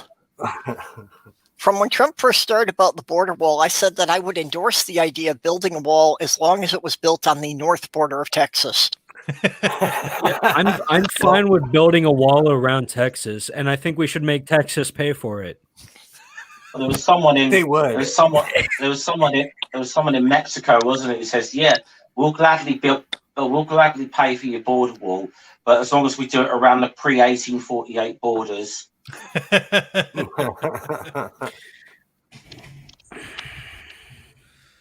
Insanity. Just insanity. It's not like the border worked anyways. People jump around it, over it. You know, that was never the problem. It's our terrible immigration is what it is. And I know no one wants to hear it, but in America, it depends on what color you are, if they'll let you in or not. Do you know when Trump was doing mass deportations, I want you guys to go back and look at what all those people look like that they were kicking out. They were kicking out, you know, anyone that was Hispanic. They were kicking out anyone basically where their visas or anything had expired. It was brown people and black people they were kicking out. It was obvious. It was blatantly obvious. I know a few white people who were also kicked out too, and like, you know, I'm not saying there was like a majority or anything of them, or like even like a large minority, but I will say like it does show that all of those racists who support Trump that think that Trump was trying to make a white nationalist society, Yeah, he kicked out white people too. What he is an isolationist. I mean, he is the ratios like that in no way, if you look up the math, in no way would they be equal. And that's the problem. I'm not. See, that goes back to the double standard. That's the double standard in America. Let me finish. What I was gonna say is he is racist. Donald Trump is very racist, and a lot of it was ethnically charged, which is why there's way more brown people, Hispanic people, and the like who got deported. But also, he's primarily an isolationist, and I think America is no longer suited to be an isolationist country. We don't have industry anymore, and the industry we do have isn't as good as in other countries, right? Well, the problem is Americans don't own anything at all. Yeah, so like, well, the other problem is the American economy only survives with some form of slave labor. The only difference is now we wind up doing it in other countries, so we don't have to look at it. Yeah, I mean, if China wants, if was asking to get punished. If China wants to allow their kids to work in the, is just clutch. She's coming through with great jokes. If China wants to put its kids through working in sweatshops, that's absolutely fine. We have no problem with sweatshops, just not our kids. You know, like, fuck America. We're hypocrites. Yeah. Always have been. Well, you know, and the American lifestyle could not be supported if we had to actually pay people our minimum wage to produce the products we use. Absolutely. That's why we don't make anything anymore in this country. And part of that has to do, with how capitalistic we are. Yeah. Because, you know, the way capitalism is supposed to work is the market decides the value of things, but the way it actually works is that the person who makes it decides the value of it, because vital to life, that people will pay anything for it so long as they can have it. So, you know, like, this is the problem we face, where people aren't getting the shit that they need because, you know, it costs too much. Yeah. Well, going off of what Memes says here, I think a big part of the problem is that even when corporations are found guilty of doing things, no one is held accountable. Absolutely. So if the CEOs and top managers were actually held accountable for the decisions made for their corporation, a lot of this shit wouldn't happen anymore. Yeah, speaking of white-collar crime, Donald Trump's taxes are going to be made public, and he's definitely going to face some sort of trial for tax evasion. So he wasn't impeached, but if he gets convicted, I doubt he'll ever run again. He won't get convicted, though. He's rich, and he's white. Yeah, but people hate him. He may not get convicted by the federal government. The state of New York, however, has other ideas. That is the one place I think there is a genuine possibility of him getting convicted of something. Yeah, I still think it's slim, but there is a possibility. Here's why I'm confident in this. It's well known though in America that if you have enough money for a lawyer, you're probably going to get off for whatever you did. No, here's my argument. That's from personal experience. Here's my argument as to why he can possibly get convicted. You don't fuck with your taxes. Nobody, not even Al Capone, could survive tax fraud. Mm-hmm. So, you know, it doesn't matter how powerful you are. The IRS is insane. And that is a point that the IRS does not play by the same rules. The innocent until proven guilty does not apply with the IRS. If they say you owe them money, you have to prove otherwise. They're going to send people with black suits and guns to your house if you owe them enough money. And like Genesis was saying, that Al Capone, the CIA, the FBI couldn't touch him. The IRS brought him down. Yeah, That is mad. This is why I think Donald Trump very well could, because let's be honest, with all of the cross business selling of goods in order to drive up the market value of his companies, there's a lot of tax fraud in there. He's been dishonest about his revenue from his businesses. And this is all public knowledge. And finally, all of this shit is going to be made, like, his dirty laundry is going to be aired out to the public. And so I definitely think, Donald Trump should be scared. Well, I think one of the big things his tax records are going to prove is that we know he has a long history of not paying the contractors who worked for him. But if he claimed those expenses on his taxes and didn't actually pay the bills, they can nail him on that.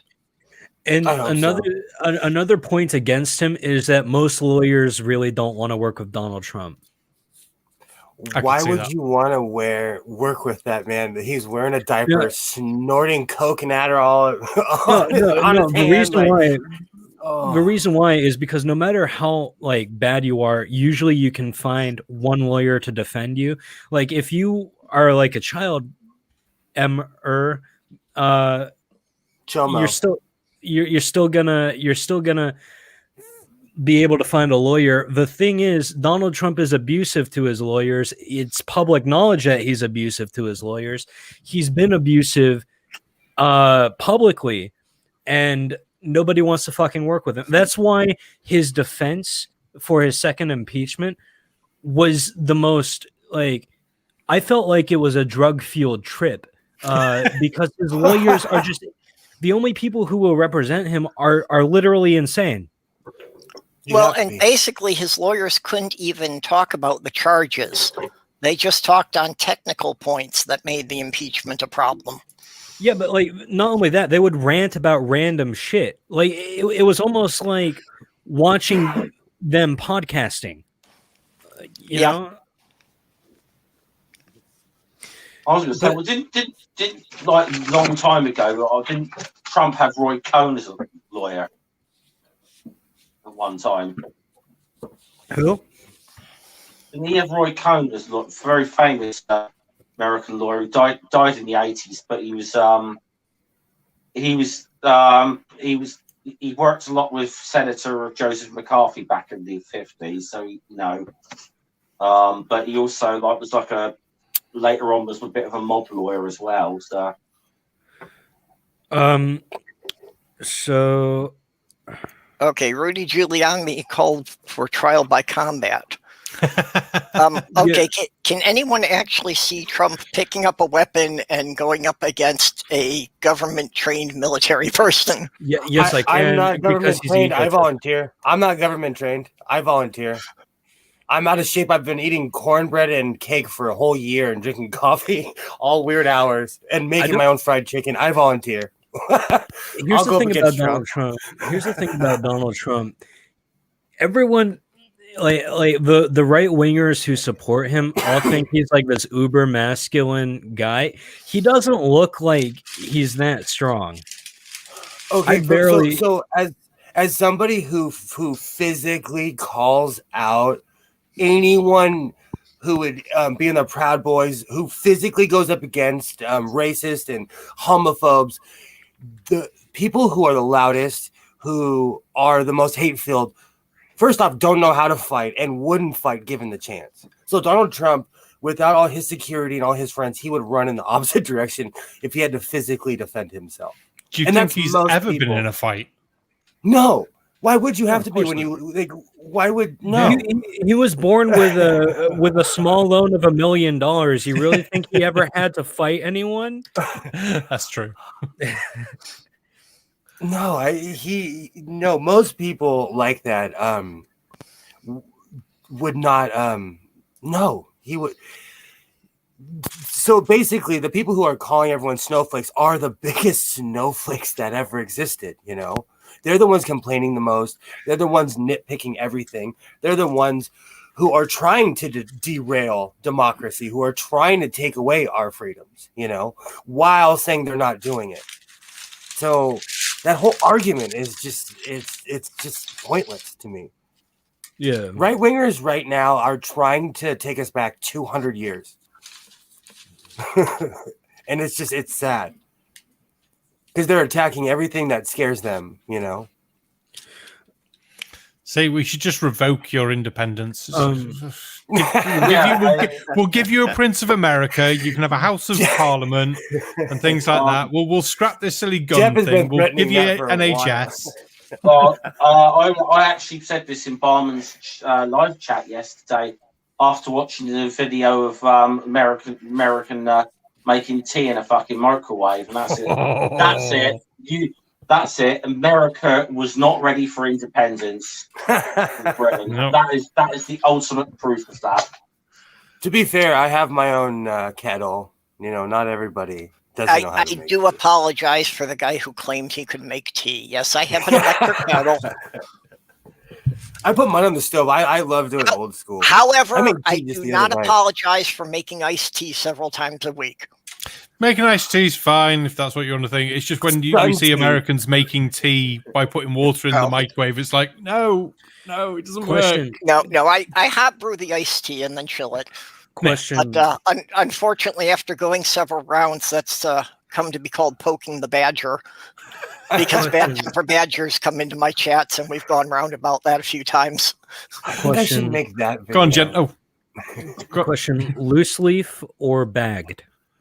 I'm happy with bagged because we've got decent bagged tea here, but I'll also quite happily have loose leaf. But loose leaf can be a bit of a faff if I can't find a small filter for it. So yeah, I have a press. Either. I don't filter my loose leaf. I do it traditional Chinese style, where I just throw the oolong tea at the bottom of the teapot when it's done boiling. Kettle.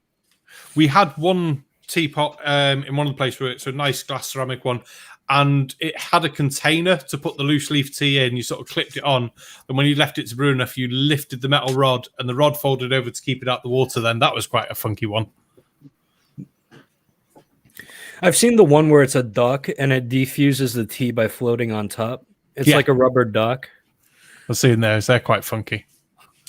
But no, teapots are good, but in the UK, most people won't probably use one. My gran still uses one. I've got one that we get out if people are coming over, because then it's like, yes, we'll make a pot of tea.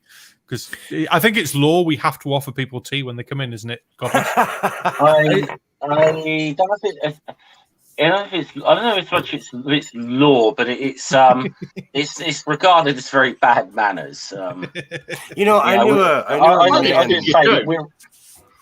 Well, let's just say Americans, Americans, you call it World War II. In England, we call it the unpleasantness. Okay. Oh, I call it Eisenhower defeated Hitler. Forget about the Russians then. Yeah, exactly. Oh, not this conversation again.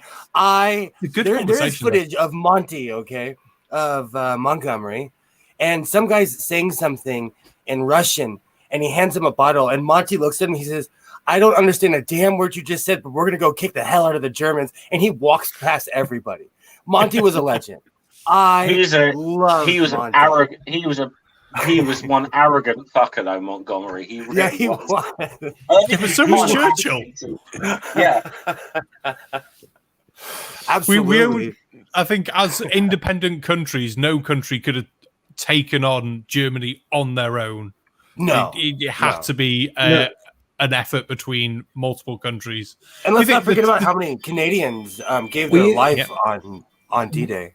We all think about like how far Germany expanded, but then Japan was a lot worse.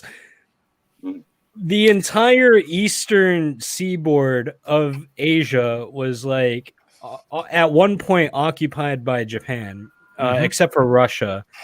And like, I honestly think if we didn't drop nuclear warheads on Japan, it would have never stopped. But y'all were talking about what you call World War II. I call it the time both my ancestors lost. Because I'm German and Japanese.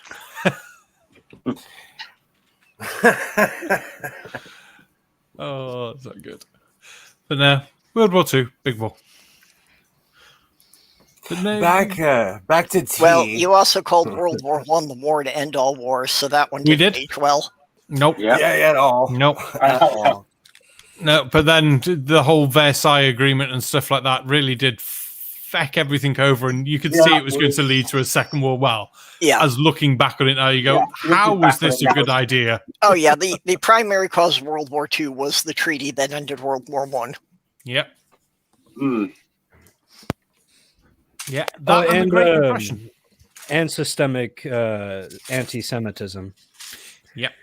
A lot of people don't remember that every single predominantly European populated country at the time really hated the Jews. I was going to say we had enough of the anti-Semitism here running up to it.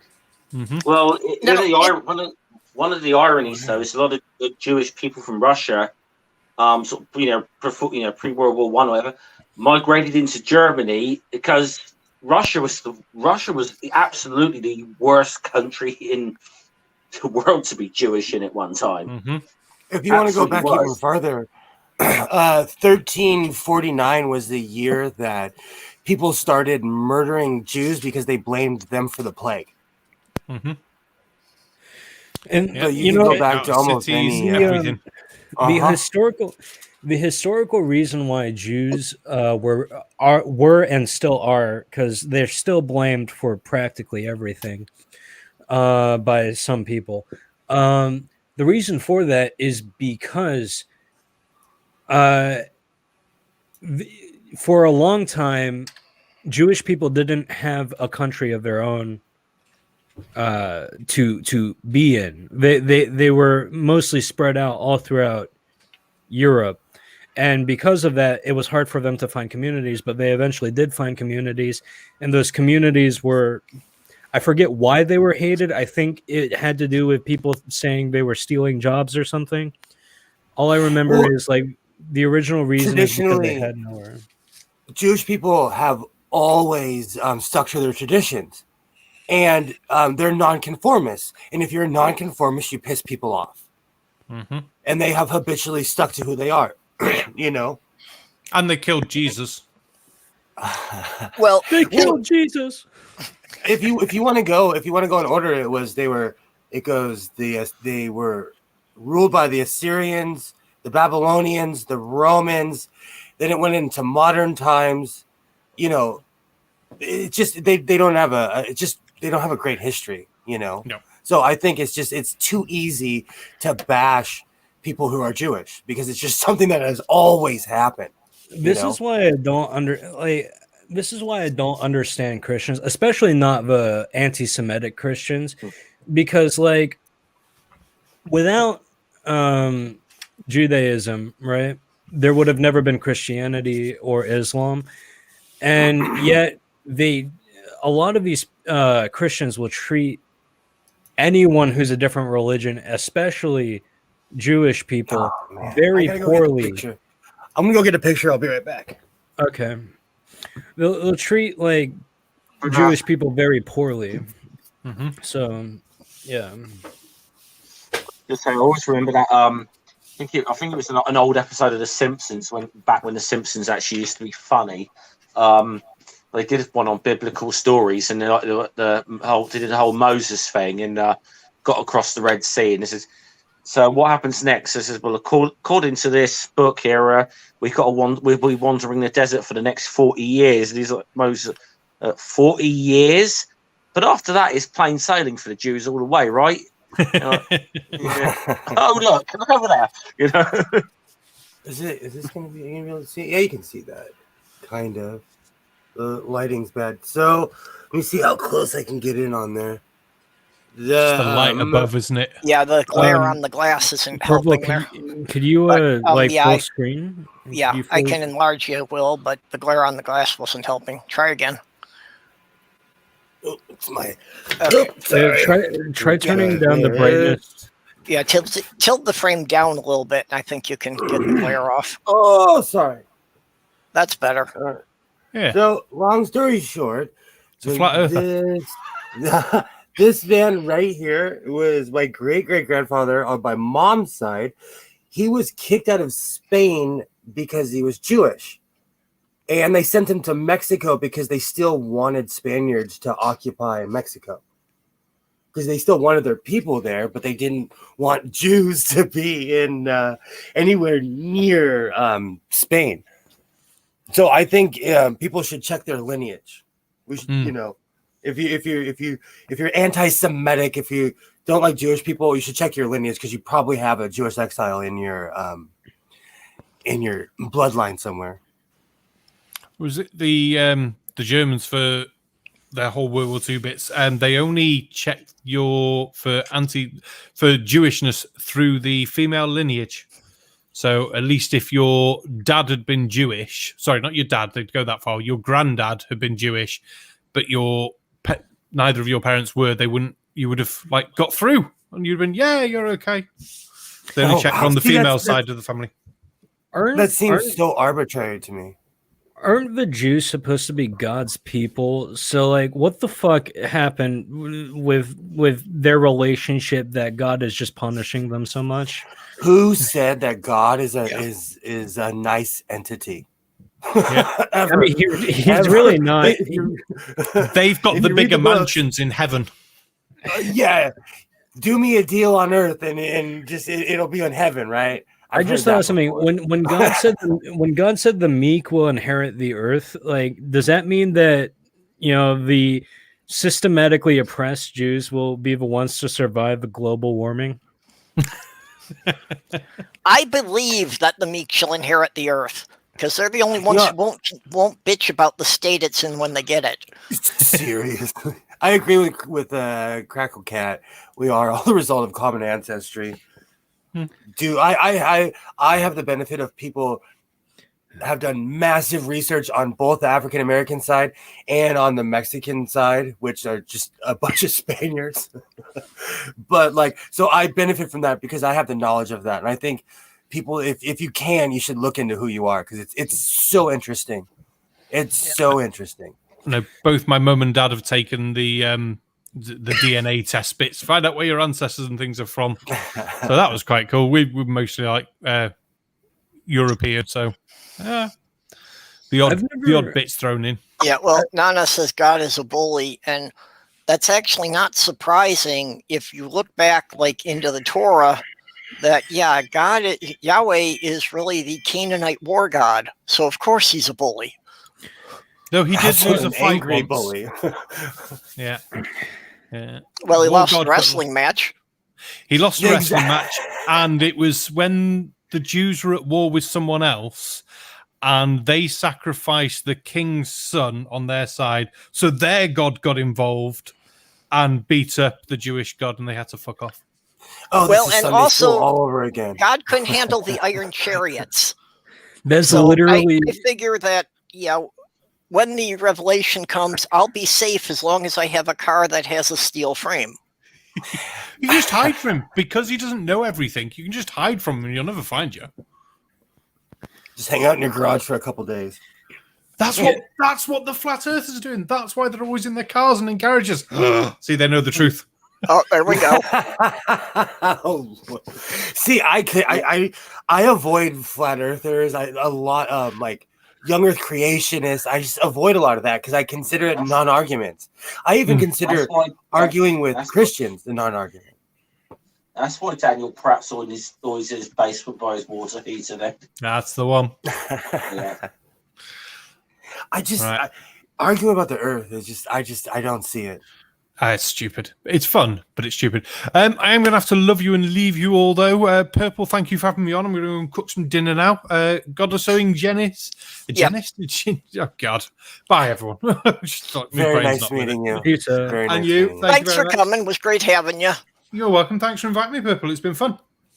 See you, Barman. All right. Okay, we'll see you on the shows. Cool. Dave, are you still there? Yeah, Dave's been pretty quiet. I may have fallen asleep. I figured as much. But don't you fall off your ball and hit the floor then? Yeah, I'm lying on my sofa.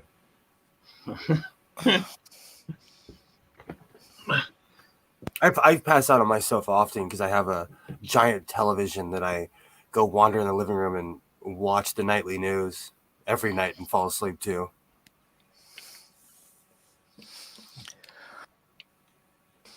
I put a set of speakers in my room, so I just put on a list of my favorite YouTubers every night to doze off to. I used to fall asleep to Star Trek noises. But then I started having some weird dreams. Well, there's a couple of them, like, Paula Gia has a very soothing voice. I lately, because YouTube changed its algorithm, I've started like falling asleep to Are You Being Served, or something weird will come on, or someone giving a lecture. It's YouTube has changed their algorithm. Well, that's why I do a set playlist, because the other problem with YouTube is there's no way to keep all the keep the volume at the same level when it goes to different channels. Yes. Or I wish there was some way to correct for that so that the volume didn't keep jumping up and down. The commercials as well. That snaps me awake. I got Chrome with good ad blockers. I virtually never see commercials. I'm just now figuring out how to hook up a decent microphone and not be stuck to my chair. So next step is ad blockers. And I've been uploading on the Godless Sewing channel, which I just figured out only took me a year and a half.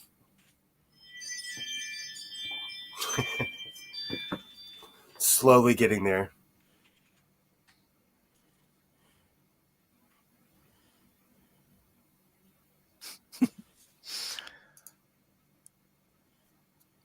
I don't know who the Crackle Cat is, but they've been coming up with some good jokes in here tonight. Absolutely. Can we, I want to point out the chat has been absolutely on fire today. Yeah. Sloth Girl, I've been sitting here trying. Someone will say something serious, and I'm laughing at Sloth Girl's. I love one-liners. Well, there is also that odd thing that, of course, the YouTube chat is always at least 30 seconds behind the StreamYard. So you're reacting to things that you're reading in the chat, and they're not seeing it in the same time frame we are. Sloth Girl has absolutely been. And Crackle Cat. Nice to meet you, Crackle Cat.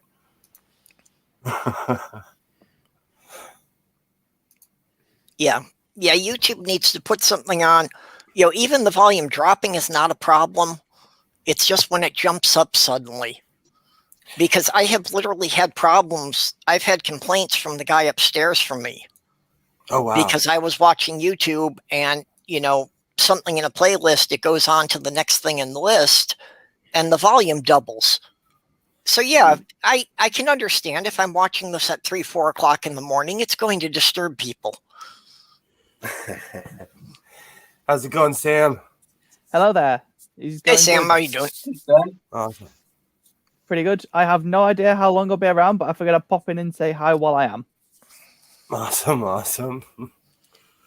How's the evening or day treating you? Not too badly. I woke up at 5 in the afternoon. It's now 8 in the afternoon.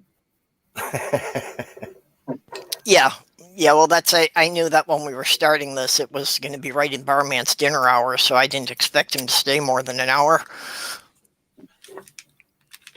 Fair. So, yeah, I've woken up and got myself ready for the day now, and it's 8 in the evening. I'm trying to remember if I ate today or if I didn't.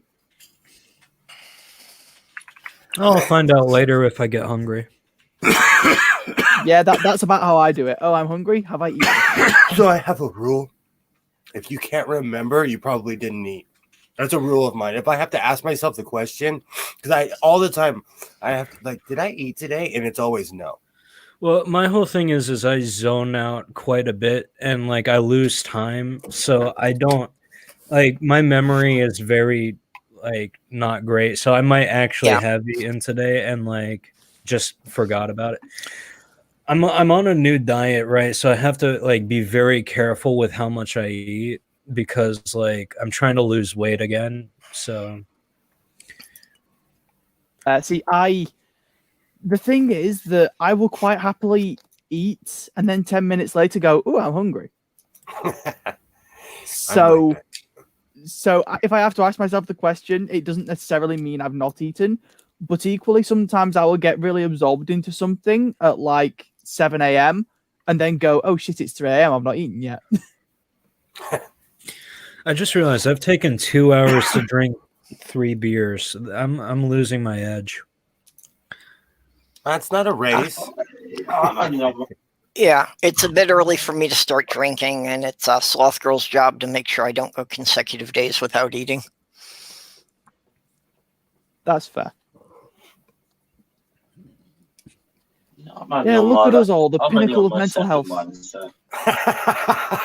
Yeah, I am. I run off of coffee and bad ideas and just sheer luck. Well, that's how I used to do the gaming conventions. Was if I had enough Pepsi and chocolate, I didn't have to sleep for 3 days. And that's the bad thing I've discovered with like having all these sweets around. I eat them for breakfast half the time. Well, don't most people? I mean, traditional American breakfast is either cereal that's more sugar than grain, or it's donuts or Danishes or something like that. So I started making so it's my all own mostly donuts. sugar. I started making American my own pancakes. donuts. I started making cornbread, my own donuts, and it's out of control. So I've replaced my breakfast with like a full pot of coffee and like, some cornbread or a badly made chocolate donut or something. That sounds quite tasty, actually. Oh, it's because I'm at home. I'm smoking weed, and I'm like, I have a brilliant idea. I'm gonna make donuts at 2 a.m. Then I wake up and I'm like, I really did make donuts last night. So I just found something interesting out. Apparently, Corona only has 14 grams of carbs, which 14 times 4, it's 32. 72 calories of sugar. Yeah. Fun Well, fact. I know that I ate a little something when I started because I thought Sammy was getting cuddly, but he was actually just trying to climb up and get my yogurt. I can't have yogurt without sharing it with him. He gets rather annoyed about that. That's awesome. Animals like that are great. Although also rather frustrating because it means that it's like, no, dog, I'm trying to eat my burgers. They're not for you. No, but that's like the only thing. Apart from the yogurt, he is not interested in human food at all. Oh, that's hilarious. I try to give him like a bit of tuna or something I'm having, or like when I'm having the spreadable port wine cheese, I give him like one tiny little ball on my finger and he'll lick that. And that's enough. Then he's not interested beyond that. Fair enough. Animals are weird. I miss having pets. I just don't have the emotional space right now for a pet. That's fair. Also, I really don't. Once I have my own place, I don't think I'll have animals purely and simply because I don't think I would be able to take care of them. I'd forget to feed them like I forget to feed myself. Exactly. At least with a human, they tell you when you've not fed them. Absolutely. Well, on the Or they'll other go make their hand, own food. I kind of need that for my mental health. That I'm not good at taking care of myself, but I will have the responsibility of taking care of something else alive here. I'm pretty good at taking care of my dog. It's just that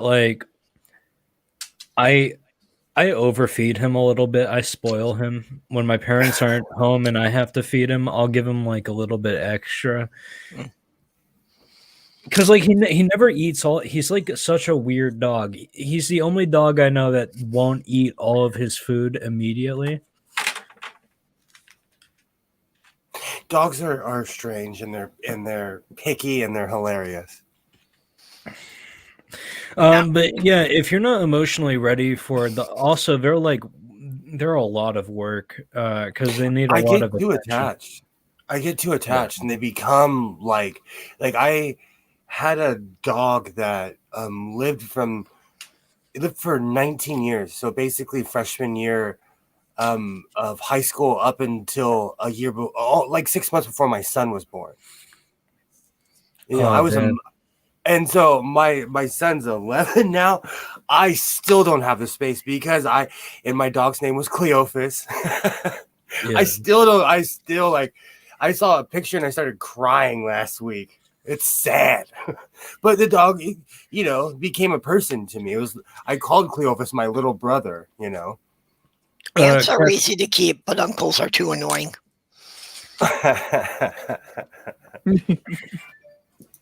I get very attached to my animals too. When I've lost an animal, I don't get emotional about much of anything, but that's the one times I've really lost it.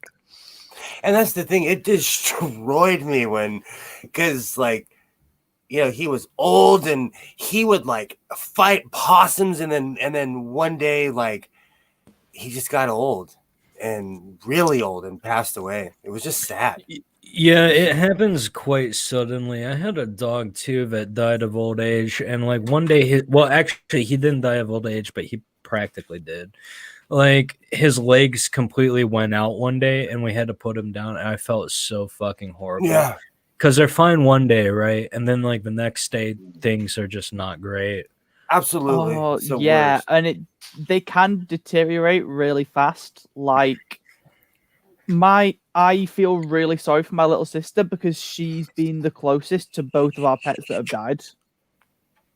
Yeah. Because we've had a dog die and a cat die. We've currently got 3 cats and 2 dogs at mum's, 2 dogs and a tortoise at dad's. The tortoise will probably outlive all of us. Yeah, I felt really guilty about my cat Guapo because I heard him fighting with raccoons and I couldn't find him in time. And that just broke me up that I wasn't able to save him. What? So your cat was killed by raccoons? Yes, raccoons will do that. And they gang up on him.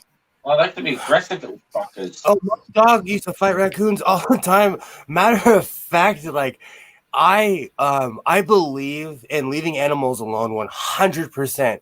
But it is well known around here, like I will hit a raccoon with a broom. I hate raccoons. Well, and unfortunately, there's a very sick kind of sport in the South called cooning, where they get the biggest raccoon they can find and they chain him to a log and see how many dogs it can kill before the dogs take him down. Oh, for fuck's sake. Raccoons they're vicious. That is warped. That is I tried to help. They're at my job on the property. There was a raccoon who was in a giant trash can. I put a 2x4 so it could climb. It started chewing on the 2x4. Those things they're no joke. Yeah. They are no joke. No, that's people think they're cute, but yeah, they're pretty nasty. They are. I was once chased for a mile and a half by a family of raccoons, and it's like, I mean, I could probably kill 3 raccoons barehanded if I really had to. But this was like 6, and I'm, on the West Coast, they're the size of. I don't. Oh, go ahead, dude. Now I want to see a kangaroo versus a raccoon. Yeah. Oh, the kangaroo would kill it in one hit. Yeah, like a kangaroo is jacked. Part of the thing is that raccoons stay in tight family units. And they're puppy size on the West Coast. Small kangaroo. No, yeah, they're small. They're like a small. They're like, imagine a puppy with claws. They're about like this big, like in dimensions. We have big ones here because they have no natural predators, and so our raccoons are huge. They all wear beards. You have seen how big kangaroos get, right, Dave? You know. Oh, yeah. Kangaroos they're buff. Kangaroos are doing push-ups in the outback. Raccoons are eating garbage. Oh, yeah. Raccoons can get up to be 15, 20 pounds. They're cat eaters here. Yeah. It's on my camera. All of a sudden, I'll see all the neighborhood cats go in one direction, and then some buff raccoon will just kind of saunter in the middle of the street. Raccoons are no joke. They are no joke. See, you should know. You should know raccoons are dangerous. Guardians of the Galaxy has taught us anything. It's raccoons can be dangerous. Yeah. Okay, To me, that character in the Guardians of the Galaxy is pure nightmare fuel. I cannot think of anything more terrifying than something that has the intelligence of a human and the ethics of a raccoon. If I had a raccoon friend that could speak legible English, I would flinch every time they came near me. Yeah. The raccoons, that's evil. The raccoons are awful. You know what's funny? Like, raccoon fear kind of spreads into the furry community because you'll rarely ever see someone with a raccoon persona, which I find hilarious. But like, usually if I do, it's because do y'all know that PS that PlayStation game, that old one, Sly Cooper? No. Vaguely. Raccoons. You play as a raccoon and you just like run around and do raccoon shit. But yeah, so I mean, I guess furries don't like raccoons that much either. I have a quick question for Dave. Is dogging really illegal right now in the UK because of the pandemic? To be fair, dogging is illegal all the year round, regardless of the pandemic. They're just cracking down on it a little bit more now. Dogging's always been illegal. I guess it's illegal here, but no one cares. No one cares here. No one really cares here. You just don't get caught. People are so scared here. No one's doing it. I mean, to be honest, unless you go and actually, do it in a police station car park or something, you're pretty much fucking, Yeah, I think it's the same way. happen, but... It's illegal the same way weed is illegal. Oh, okay. So everybody still does it. If anyone complains, they go in and break it up. They just turn up and knock on your fucking windows. Think it's time you went home, sir? That's in America. They will arrest you and shame you, and put your mugshot on a billboard somewhere. This guy got caught dogging. Dude, if I saw someone on a billboard and like the caption was "This person got caught dogging," I'd be like, "Nice." I would hear people. They've outlawed everything in LA, so everything's closed. So people, it's weird. The cops would show up if they saw a bunch of cars in one space because everything is changed. Front yard. Oh, I'd call that Saturday night, Dave. The Mormons are a lot more freaky than you think. In Florida, the repressed are the best ones to hang out with. In Florida, nobody cares about social distancing or wearing a mask, and it fucking sucks. You'll get in a fist fight here if you're not wearing a mask. It's an issue, and everybody's really tense. So if you're not wearing a mask, it'll be like, what? It turns into a what shouting match, and wear a fucking mask. See, around here, most people wear masks, but no one really comments where people don't. So there are still a big chunk of the people who don't. Yeah, but to be fair, Americans are aggressive, and half the time I feel like people are looking for a fight. And when I say that they have hired big beefy dudes at all the grocery stores, I'm not kidding. They have like bouncers now at our grocery stores for Karens and people who don't want to wear masks. I was thinking of getting a job as like someone who throws out people not following the rules, but then I was like, I'm short. I'm strong, but I'm short, so that wouldn't work out very well. So when I was younger, I was a doorman at a club in Vegas, and it was one of the greatest jobs I ever had. The thing is, bouncers. it'd be a job I'd do. Like, if they supplied you with a taser. I had a bunch of taser Karen. I had a bunch of 6'7" dudes behind me, so it was awesome. I was just the mouthy one, like, you're not coming in here. In kind of my area, the bouncers are a bit of a joke. Like, the most bouncers are like 5'6". So what they do here is, like, I'm 5'9". They'll get someone my size to be at the door because I like to talk to people. Then everyone else I worked with was over 6'4", and like played some collegiate sport at one time or another, especially in Vegas. There's in other places like what you were saying that I laugh at some of the bouncers because I'm bigger than they are. I have previously not while they were bouncing, but I've previously ended up kind of like friendly punching them on the shoulder, and they've gone, "Ow, that really hurt," and I gave them a dead arm by punching them in the shoulder by accident. What? Oh, wow. So I punched them in a friendly way and accidentally gave them a dead arm. And it's like, what? What are you doing as a bouncer? No, and technically, to go off what Doorknob had said, yes, technically, Critical Cripple is a bouncer as well. It looks like a fun bouncer too. I've never managed to stop anyone getting anywhere.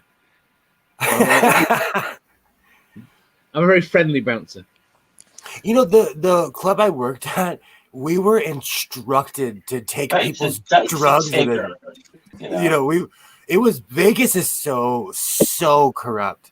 Like, we were just basically like, it was not letting in people we didn't like. That's the word. It was like letting all the beautiful people in and all the people that look like they had money, so they get wasted and not care that bottle service was $500. Well, apparently cripple is one of the words that YouTube is censoring because it won't let me put critical cripple in the tags. What? It won't let me put your name in the tags for the stream. I put my name in my tags. So I'm trying to do it. I'm trying to do it, and it keeps deleting it before I can hit return. I'm so glad you said that, because yesterday I was uploading a bunch of videos and it wouldn't let me upload one because it said Trump in the title. And I changed the title and then it magically let me upload it. Yeah, because I try to put the names of everybody who's on the panel into the tags. Yeah, I do. It never occurred to me I don't put my own. But then it wouldn't censor it from me because my channel's called that. I wouldn't bet on that. Dick Dawson's had the problem that the side chats, it keeps asking for moderators to approve any message that has his name. Just for me. Yeah. I think YouTube censorship is a bit ridiculous. It is. And it doesn't accomplish anything. No, it does accomplish something. The problem is everyone forgets what it's actually doing. Right? So it's all about porn. It's just about porn. Yeah, I mean, YouTube censorship is porn. All the words are what are commonly used in porn. It literally. Well, it's not just porn. They've kind of branched out into just things they don't like. For example, atheism is suppressed as a tag. Atheist is suppressed as a tag. Christian is not. So when I used to make atheist response videos, what I would do is I would put Christian in the title, or not in the title, in the tags in the metadata. And then there's some other things like child is not allowed in some instances, like in some tags or some videos. Like if you have like certain metadata in your video, I don't know why. There's like also YouTube also this makes me laugh because I do watch the commercials because I'm old. If you watch atheist content, Christian commercials pop up. Yeah. Especially with Critical Cripple, because I always go back and watch Dave's show. I always go back and watch Dave's show. They love Dave's show. Yeah, they see. I found it funny because who's it? They always used to advertise on like Utah Outcasts and stuff like that. And PragerU, because I watched yours as well. Sort of, PragerU popped up on your Asterisk stream, the last one you made when I watched it. I'm not monetized. They got fucking PragerU. I just thought of a great idea. I'll take their fucking money. I don't give a shit. So as someone who watches atheist content, like, and it's weird churches too, you know, because people pay to have their advertisement on YouTube. It's the weirdest stuff. See, it's like, I've noticed I guarantee if you go to someone like, say, Chris Shelton or Ron Miscavige or something, you will get an advert for the Church of Scientology. You know, they do that. Well, and Paula Gia videos constantly get commercials for AIG because his wife's responding to them. I've noticed that when I watch pagan stuff, the ads are similar but slightly different to when I watch atheist stuff. Yeah, like there tends to be a little bit more of the pseudoscience, trying to throw pseudoscience at you with pagan stuff, and it's like some of these videos are literally debunking what you're saying. I wanted to show off her new pandemic shirt. I mean, the thing about it, right, is so true. These people who put out advertisements on like contrarian videos, like videos that are in direct like opposition to the very concept of the advertisement that you are getting. When that happens, like really all that's because they're not going to convert someone by doing this, right? I think it's trying to prime people to not have their minds changed by the video. Oh, I will tell you one thing.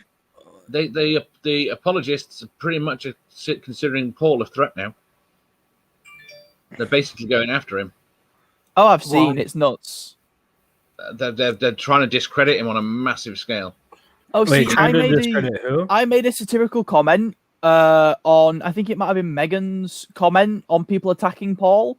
Yeah. And I thought I made it fairly clear it was satirical, but then someone responded thinking I was like actually an apologist or something, despite having pagan in my bio. Wait, which Paul? Apologia. That's what I thought, but I didn't want to assume because I know a different Paul. His video before last was a direct attack on Christianity. You watch, if someone's got doubts and they watch it, they're going to walk away a lot more convinced it's probably not real. Yeah, he certainly did a very good job of it, which is a great thing. Yeah, I mean, I love Apologia's content because, I mean, I haven't watched it in a while, so I have to watch his new video, I guess. But like, just like, he seems like such a nice person. I really want to meet him, but I probably won't ever get a chance. Where do you live?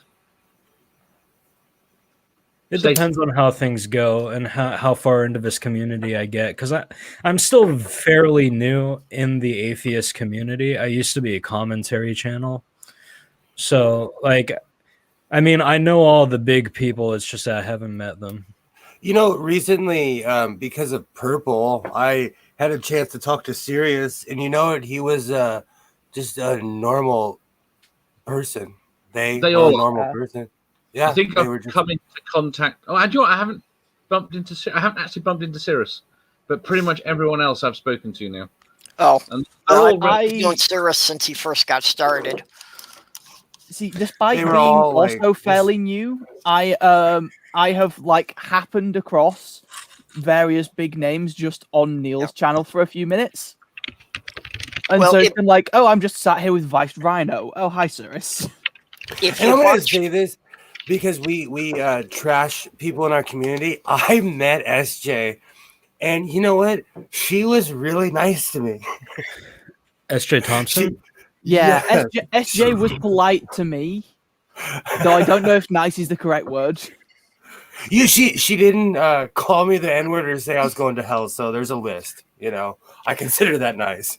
That's your bar for people being. Wow, that says a lot about this country. No, but for SJ, like like I said, it's case by case. I take everything case by case. I mean, I don't give her the benefit of the doubt. I know a stream that you go on, and every 2 minutes you're called a racist. That's because Stool and I we have a love-hate for each other. Stool is racist. Okay, that's my personal joke with him. I shock Stool because I watch a lot. I love old television. I was a sick kid because I have asthma, so I'd stay home and watch a lot of the America 1970 stuff. So in the past 2 years, I've been watching a lot of the stuff from the UK, and it's just hilarious. So it was Have you done a lot of Red Dwarf yet? So is that the hold on? Is that the guy that's really racist and calls his neighbors the double N? I don't want to say it because what's that? Well, you're thinking. What's You he think thinking to of? love thy neighbor? Yes. I've been watching now. The Red Dwarf is sci-fi. Well. Oh, sorry, I didn't hear you. Sorry, I didn't hear you. Have you watched Red Dwarf? Not yet, because I want to sit down and watch it from the first episode on. Yeah, it gets Red really. Dwarf is something I need to watch at some point. So I'm one of those people who takes sci-fi serious. What do you think of the Orville? Okay, honestly, I liked it until Discovery came out. I was so starved for a Trek kind of thing that the first season of Orville, I was like, this is awesome. Then Discovery came out, and it's like a movie every episode. I love Star Trek Discovery, so I don't watch the Orville like I should. You might not like Red. Just because when people were like, oh, it's Star Trek, Discovery is so beyond Orville. Orville's almost out of its league because it's I don't know. I really I liked Lower Decks. I loved that show as well. Still haven't watched that. Oh, it's Rick and Morty in space. It's hilarious. I didn't think I was gonna like it because I'm a total Trekkie purist. It was amazing, and they're gonna come out with that show Brave New Worlds. That's gonna be amazing as well. The problem is the bar got set really high. Are you in Orville? Are you in Orville? No, I haven't seen it. I've got 2 seasons sat here waiting. See, something like that. I Something like that I would sit down and watch. Something like that. I would, if I had it physically in my hands, I would watch it. Yeah, I promise. I keep coming places like here every day. I can't. That's bad. I just lose my day. I know. I'm sitting here in front of. That's why I moved. I completely rearranged this room so I could sit here and finally finish my book. And I'm I haven't even cracked it open yet. You look like you're giving a Trump press conference. I'm trying to appear more presidential. I even gave a flag to my mannequin over here. Yo, speaking of sci-fi movies, I'm really upset that there's probably never going to be another Alien movie because I don't think Disney wants to do that. With how Prometheus and Covenant went. And yes, even the red shirt surf and hide. The second the Covenant was the second movie? Covenant was after Prometheus. I think it was Prometheus set a really high bar. I really liked Prometheus. Yeah, I mean, a lot of people are shitting on Prometheus now because Alien Covenant was not as great as it could have been. Mm-hmm. But I still think Prometheus is a solid movie on its own. I watch it every now and then just because I like it. It's a great movie. I don't know. I'm one of those people I watch content not trying to. I want to be entertained. If that sounds weird, So I try not to like critique things too much. Like I liked the new Doctor Who, even though it was super woke. I love the new Doctor Who. I haven't watched Doctor Who in years. I think the last time I did was in middle school. I don't know. I just like there's still a lot of baggage with shows like Supernatural, Doctor Who, and Sherlock for me because I just finally started well, I didn't start watching Sherlock recently, but like I finally finished it. Because back in the old Tumblr days when Tumblr was a thing, I mean it's still a thing, but when it was a thing, When it was a good thing. you know, like the Super Who Lockean fandom was just so toxic, and Oh, so that like, was something. so like you know, I have a hard time getting into these shows because they're not as great as like these diehard fans made them seem like. Who got really good? Then it got okay. You talking about the episodes with Jodie? No, I'm talking about what Clara. It's around the time of Clara it started going down for people that watched it, and that's not because of Clara. It's because of how the BBC put it out in the UK. Clara got split up.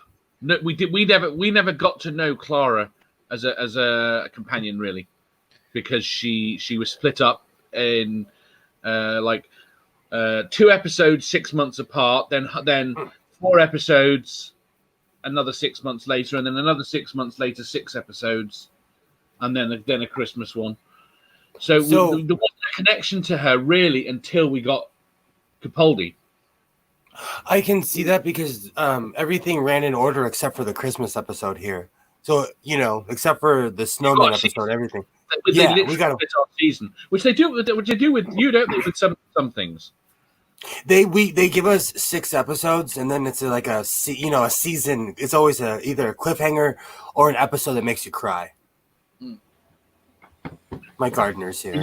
I don't get the thing of splitting seasons or whatever, you know, because it's I mean they might as well just make it a different season. In the UK it's done because it's cheaper.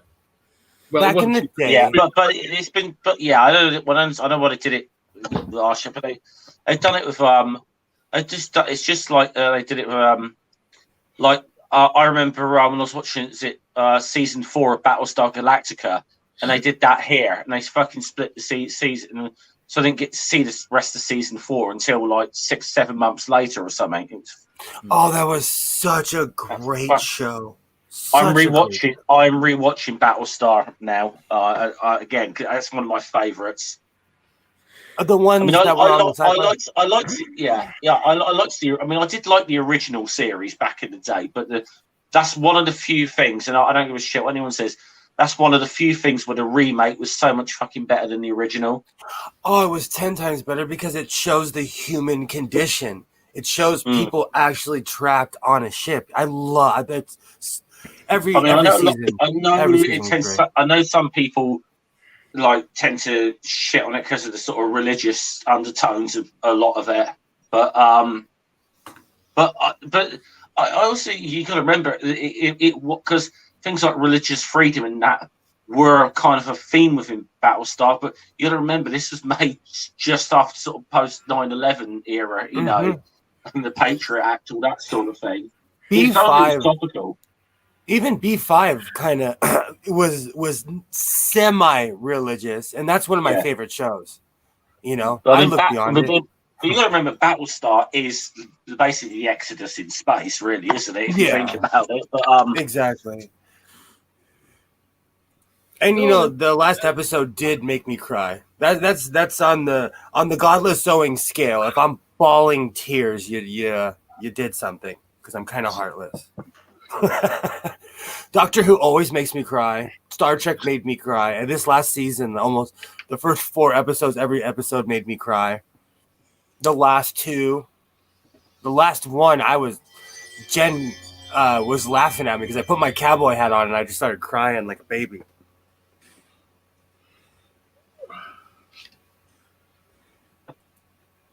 We just don't have, I don't know.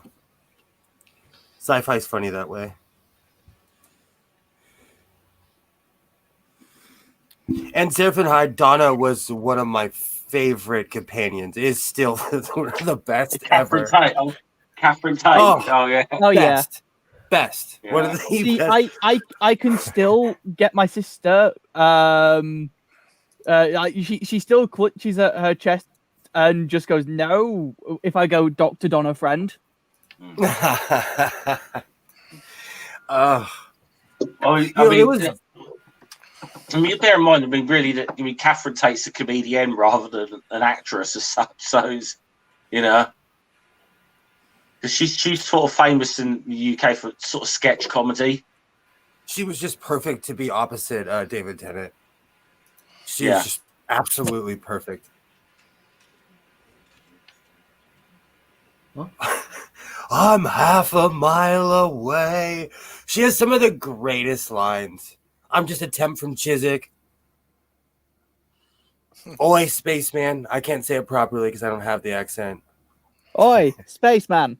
Oh, she has some of the greatest lines. Yeah. Okay. I remember. On purpose, sorry. Just for nerdy, I found the Disney canon. There we go. I'll probably get the stream struck for using that image, but it's all right. I use I have one of my avatars on my laptop is Mickey Mouse with a lightsaber. It only seems to come. It only comes out on like certain episodes of Dave's show when there's maybe when there's a badger in there. Very occasionally Amanda, although more often than not it's Jar Jar. Yeah, I do. I tend to do that with Manzi. Yes, the Jar Jar.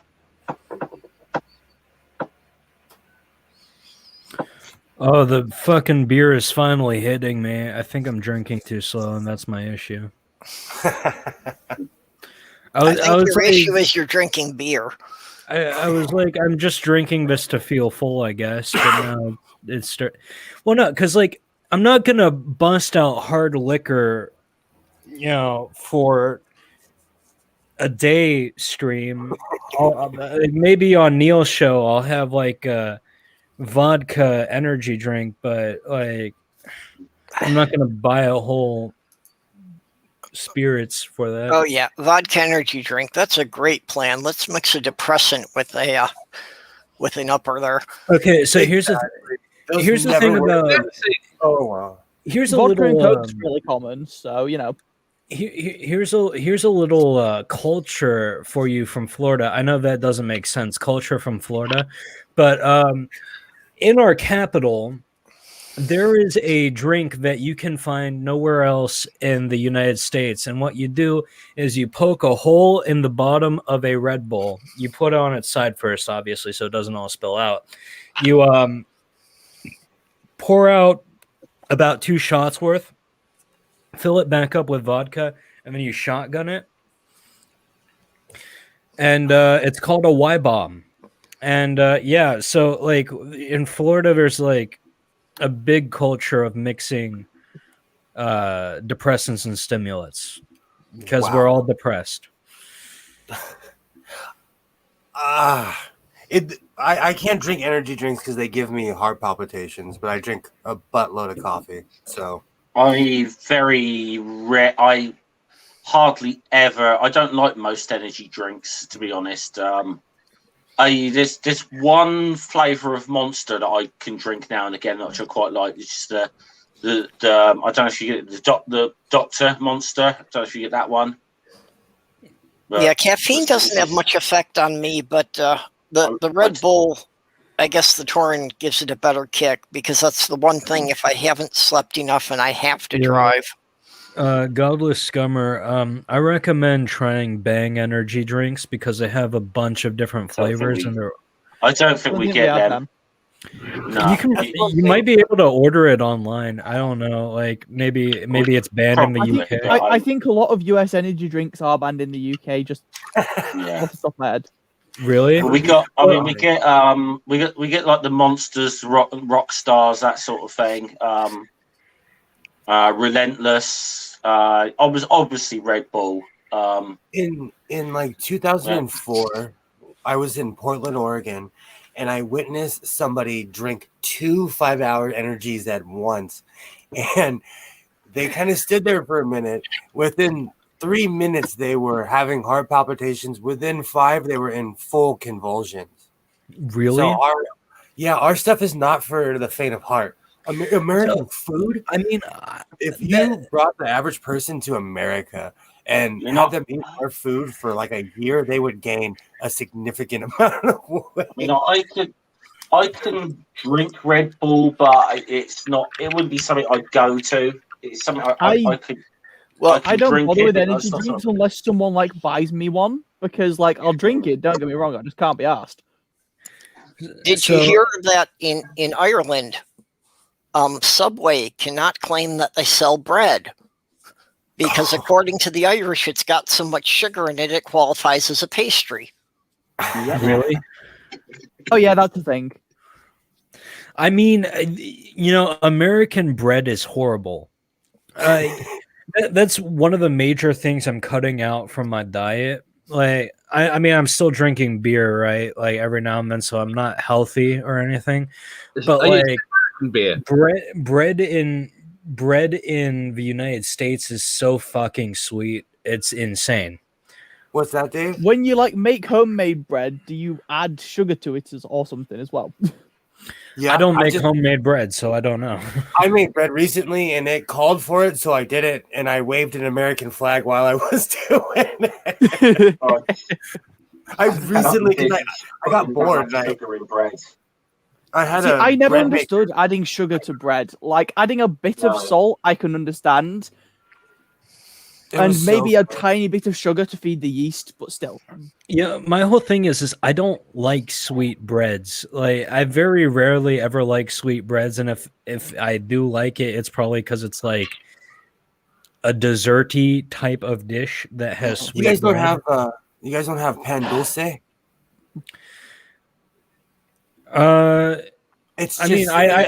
had it before. I don't know if I could like buy it in a store or anything. What's that?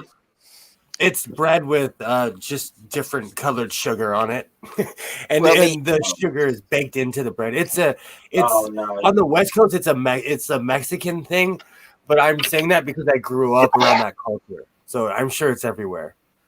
Yeah, the members of my fiance's therapy group called me the Muffin Man because I always sent her with fresh baked muffins. Oh, that's awesome. But well, since she was diabetic, I found a really simple fix that. I cut the sugar in half, and instead of the oil, used applesauce. So they still come out sweet, but they had a lot less sugar. Wait, what's wrong with oil for diabetics? Well, the oil's not the problem. It was, cutting down the amount of sugar. Oh, so you had to you had to like redo it, like. Yeah, and also just the natural fruit sugar is metabolized differently from the refined white sugar. Oh yeah, I know that because my dad's like severely diabetic. I mean, he lost a toe. That's how bad it is. And like whenever he has a low blood sugar moment, we always give him fructose instead of sucrose because fructose is like better for him. Like when we give him sucrose or like any other types of sugar, it will just like shoot through the roof, and then he'll have too high of a blood sugar. But that's partially because he doesn't take care of himself and he overeats.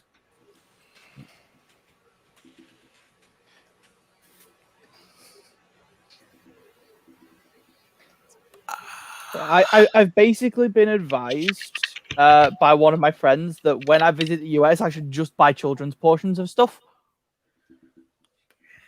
Yeah, pretty much. Well, that's kind of mean, and there won't be any when people need it for their kids.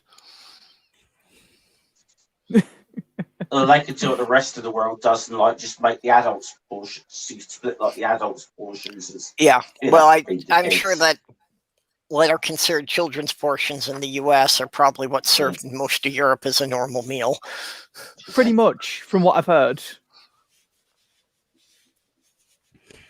Like I've been told by one of the people I'm visiting that at least when we go to like Waffle House or whatever, they're going to try and get me like a particularly big meal just to see how much of it I eat. Yeah, when you get a waffle that's like almost the size of a fucking pizza, yeah. It's, I went to a Waffle House, and we had breakfast, and I didn't need lunch, but I managed to clear it all no problem, and had more. It was lovely. Oh, it was so sweet. I quite enjoyed like the old waffle there with a couple of the sides of bacon and sausage or whatever. You know, I quite enjoyed the old Waffle Houses. You know, when Sloth Girl and I went to see Niagara Falls, we had breakfast in an IHOP, and they had an all-you-can-eat pancake special.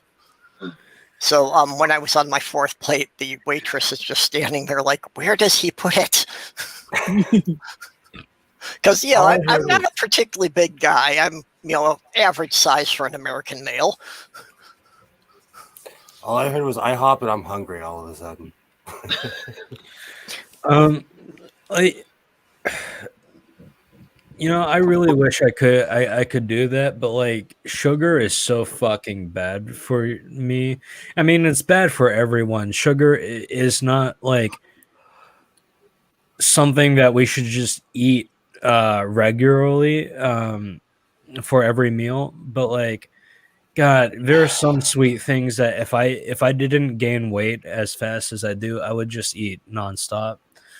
Yeah, well, I burn it off. I can't sit still. I'm constantly moving around doing things, and the work I normally do is very physical. Hauling around tools and building materials. Yeah, and being on my feet, 8 to 12 hours a day. Yeah, I'm the same way. But with most Americans, right? Most Americans don't do that much that's physical, so they're eating all these carbohydrates, and like carbohydrates are good for you so long as you use them immediately. Other than that, they'll get stored as fat, right? And like people think, oh, it's fats that cause you to get fat, but that's actually that's not how that works. Yeah, it's part of a campaign that happened in the United States because the sugar industry is so large that they started making people say, oh yeah, fats are like the leading cause of heart disease, and then you have all of these people who don't eat that much fat, but they're eating all the sugar and drinking sodas and shit, and they're wondering why they're fat. Well, it's because, and this is why the keto diet took off in America. Like, we shouldn't really need the keto diet. We should just have food that doesn't have as much sugar. But like, a lot of people need the keto diet because if they don't cut out sugars in their life, like, everything has sugar in it. Yeah, right? And that is what Genesis is saying is historical fact. That the whole thing to villainize fat was really pushed by the people who were invested in the sugarcane plantations because they did not want sugar getting blamed for it. And I fucking hate lobbyists and how corrupt the system is that can happen and people can have health risks because of it. Because of that, sugar is in all of our food. Excuse me. It's in everything. Yeah, like, I think one of our most common ingredients is high fructose corn syrup still. I'm not started putting that in because then they didn't have to put sugar on the label. When they took the fat out, everything started tasting icky. That's why they had to add sugar. No, it's true because I've been to other countries and so maybe it's my American palate. On my diet, the only thing I'm allowed to eat is meat because in the United States, there's nothing that doesn't have sugar in it that isn't meat or vegetables. And some vegetables have like natural sugar in it, which isn't bad for you, but still, like, I'm like,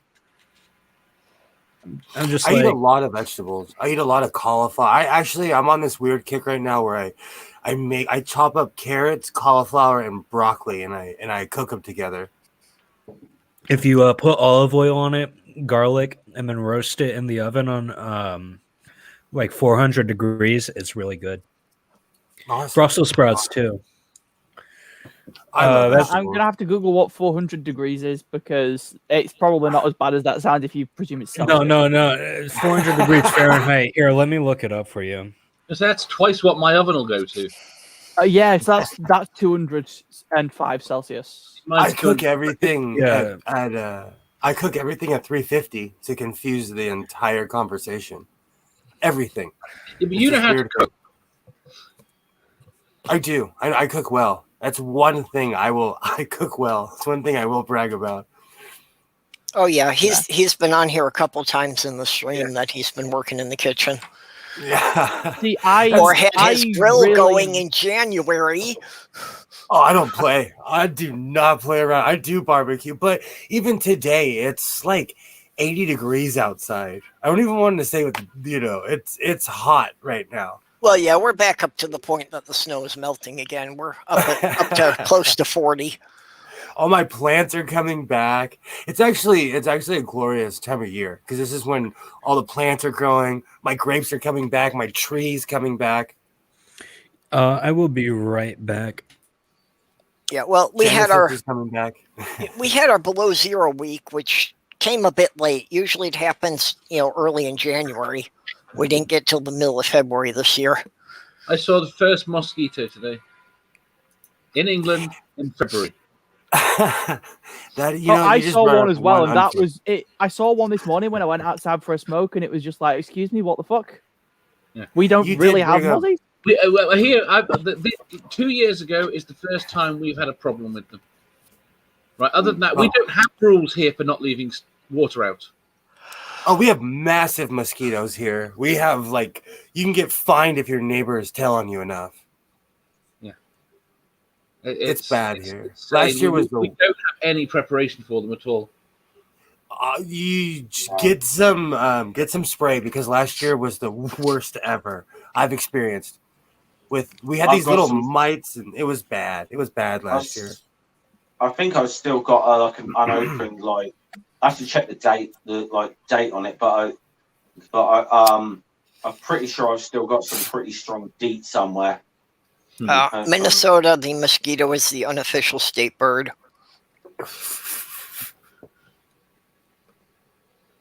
In California, it's an aggressive seagull. Well, I mean, we're the land of 10,000 lakes. You literally cannot be anywhere in the state that you're not within throwing distance of a lake. So there's mosquitoes everywhere once it warms up. Oh, that's awful. Bloody mozzies. You just reminded me of something because I do love camping, but I am that person with the city folk that's God, you could smell me half a mile away because I'm just covered in DEET. Oh, I miss going out. It's good, isn't it, for keeping mosquitoes away? What's that? Smoking.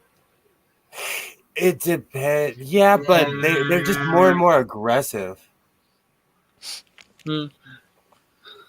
Well, another thing I've seen in my lifetime is that they used to sell citronella candles for keeping mosquitoes away. We still have those. Well, they don't work anymore. Do they not? No, and I think that that the mosquitoes have evolved to the point that they associate the citronella smell with food now, so they're drawn to it because they know there's going to be people sitting there. Cigarettes still work because back when I used to smoke cigarettes, mosquitoes would end up dead all around me. It was a perfect perimeter of about 3 feet too. So everywhere I walked, just dead mosquitoes. Mosquitoes are fucking resilient as a species, though, aren't they? Let's be honest. The problem is they're resilient in numbers more than anything. Yeah. Well, I mean, the whole reason why mosquitoes are so resilient is because they have no natural predators. Yeah, they do. I mean, they do, but nothing that purposefully seeks out a mosquito. Oh yeah, there are lots. Bats in particular. Really? I thought bats go after moths. We have No, massive one bat bats will here. eat up to 500 mosquitoes a day. Bats But are kind of also- indiscriminate. They'll eat pretty much Yeah, any flying that's insect, the but point. mosquitoes are out at night. Yeah. That when I was in Michigan, I was actually building bat houses for people to put in their yards because they would noticeably cut down on the mosquito Do you know what? populations. I had not twigged, but we've seen more bats than I've ever seen in my life in the last couple of years, and we've had a bat in the house twice. Fucking Wow. flies around the living room going Yeah. nuts. And the worst thing is, the dog doesn't even know it's in here because it's completely silent. The dog is just oblivious. Maybe the dog's in shock. Maybe the dog's like, I don't know what to do. What is this No, thing? you can't see The dog it. is like, "What the fuck? Mice don't fly." Yeah, exactly. Bats are really cool because they evolved during a time of megafauna. So like a lot of the vampire bats used to be a lot larger and would feed during the day instead of at night. And of course, because humans started killing all the megafauna, now they're nocturnal. But they used to be cool. Yeah. They're still kind of cool. I like bats. Bats are kinda awesome. cool. Here at Actually, not night, all bats are nocturnal. No, Some bats are active during the day, No, I'm and they specifically really talking. don't have the sonar. They actually have good color vision, so that So they I'm- can seek out the ripe fruit. I'm only talking about microbats. Megabats also evolved from the same like carnivorous diurnal ancestor, but like instead of keeping with being carnivorous and evolving to be nocturnal, they stayed diurnal and started eating fruit at some point. I forget Yep. at which point it was, but yeah. Yeah, they branched there. Ducks also, ducks particularly eat mosquito larvae. Seraphin Hyde said bats are sky puppies. I like bats too. I'm gonna steal that. I'm stealing that. Hey, Maya. Only if you look at the sort of fruit bat type thing. So they're the sky puppies. Some of them are not as cute. So here at like dusk, if you look in the sky, there's a sea of them depending on the weather. Bats are awesome. They're awesome. But I think because we have fair weather here, I see all kinds of birds, like, blue jays, orioles. It's because we have great weather here.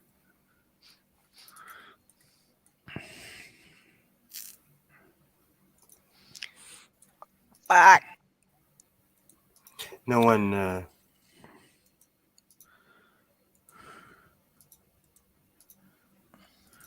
There you go. Land puppy, sea puppy, sky puppy. Oh.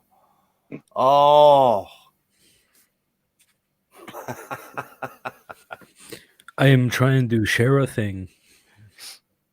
Okay, yeah, I have to close this so I can see the rest of the stuff again. So this is a hammer-headed bat. They're really cool. They live in Africa, and they eat fruit. But a lot of people think they're ugly. I think they're pretty cool. There's your Genesis animal fact of the day. Hammerhead bats are pretty cool. I don't know why they look like that. There's probably some evolutionary pressure that made their heads look like hammers. But, yeah. Fair. Well, And I'm if I sure saw the that- mouth shape had to do with their diet. If I saw that thing flying, my natural, I would have to go under like a perch or something. Okay, Sarah thinks it's cute. Yeah, they got like really big snoots, like really big wide snoots. They look absolutely alien from the side. Actually, let me try to find a side profile. picture. When I was a kid, I went to SeaWorld and I was face to face with Shamu, and it kind of killed my fear of giant animals like that. So I wouldn't be scared. I would just be like, oh wow. Because I was drunk in Long Beach, Washington almost 20 years ago, and I walked up to a moose and lived to tell the story because I had never seen an animal that big. Maybe the moose was like, I'm not going to kill this dumb human. But I walked right up to it. It was the largest. It was the size of a car. Yeah, Sloth Girl and I saw a moose crossing the road in Michigan. It was larger than my car. That's what I'm there. I had in the wild. I had never seen something that large, and I was hammered. I remember it though, because I remember walking up to it, and it didn't even flinch. Sheriff, are you trying to annoy Dave? Oh, Dave's not. Dave will be right back. Dave's not here, man. I think spiders are adorable. That's Purple. definitely, yeah. Dave would freak in Southern California. We have brown recluses. We have all kinds of weird spiders here. So this is what they look like from the side. Very strange snoots. This is what they look like from the front. Very strange. I love how goofy they look. They got like these huge eyes and like these weird faces. Yeah, also much bigger nostrils than most bats. Yeah. But again, I suppose that's, a sense of smell is better for locating fruit or knowing which fruit is ripe. Yeah. If you gave that bat a cloak, it could be on the Jedi Council. Holy shit, this is what their skull looks like. I always wondered if it was just like cartilaginous or if that's cool. It's like just a big bony head. So yeah, bet you didn't know that animal existed, but it does, and it's pretty cool. I've seen that picture to scare people. Oh yeah, I've seen clickbait where it's like strange animal found in the forest. Yeah. Yep. What Sloth Girl's saying here, my car has a dent on the driver's fender. I did not hit the deer hit me. The deer T-boned me and drove its shoulder into the fender of my car. Oh, wow. Deers... and the deer just fell on the pavement and literally spun around with its legs flayed out. And I'm wondering, okay, what do I do now? And by the time I, got myself together and figured something out, it just stood up and walked back into the woods.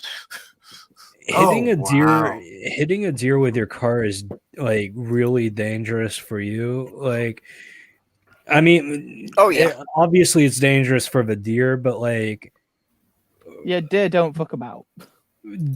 Well, I think they're doing that. Problem. And they're not scared. If one of those antlers goes through the windshield at the right trajectory, it's going right into your neck. Like, there's no doubt about it. Yeah. Deer also, though, I wonder, I gotta look that up. They probably are a large cause for car accidents in the USA, at least. No, I wouldn't doubt it. Like, there's like tons. Well, I mean, there's not as many as there used to be, but there's still tons of them. And I'm not depends on the area. And I'm also not even saying this to be funny. Guys, I'm gonna have to jump off. I think, sir. It was great talking to you, Jeff. We'll catch you later. Nice talking to you, later.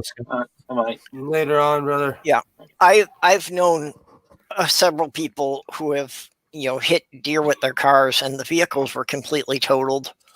Some of them wound up spending a couple of days in the hospital. That's what I'm saying. It's got to be extremely common. And I'm not saying this to be funny, but here in California, we have squirrels that will run out in front of your car and then run back. It's the weirdest thing. And I think squirrels do that everywhere. I think squirrels do that everywhere. So it's people. It's mean, but people. It's not rare for a squirrel to get run over because it's well known that people crash over squirrels around here. I mean, like at that point, it's better than causing like a much bigger wreck. Like, I don't like it when animals die, right? Obviously, but like between a squirrel and causing severe damage to yourself and others' properties, including your own, like, just kill the squirrel. Just saying. What Ox said, first off, hey Ox, how's it going? What Ox said is insane. Yeah, well, Yeah, when I That's was living up crazy. in Michigan, it was a small town in a rural area. And driving from town out to my mother's place, which was like 5 miles out of town, there were a lot of times that driving out there, I never saw another car, but I'd see 4 or 5 deer. Oh, wow. Here, it's not rare for someone to hit a mountain lion either. But there's oh yeah, we have cats the size of human beings here. I mean, yeah. I mean, there's panthers in Florida. Like, I wouldn't doubt that there's mountain lions where you live. It's just that, like, usually the panthers here in Florida stay so far away from civilization, you'll never see them. Same with the mountain lions, but the problem is, like, here in Southern California, we are encroaching on their land because we're stretching out everywhere. Yeah, okay. So what happens is, like, they destroy a habitat and then they have nowhere to go and they start preying the area. Or if when we have a fire, the animals get displaced and they start heading more north or west, they start heading towards the city. Yeah, in Minnesota, we, each year we get 1 or 2 incidents of cougars being spotted right in the cities.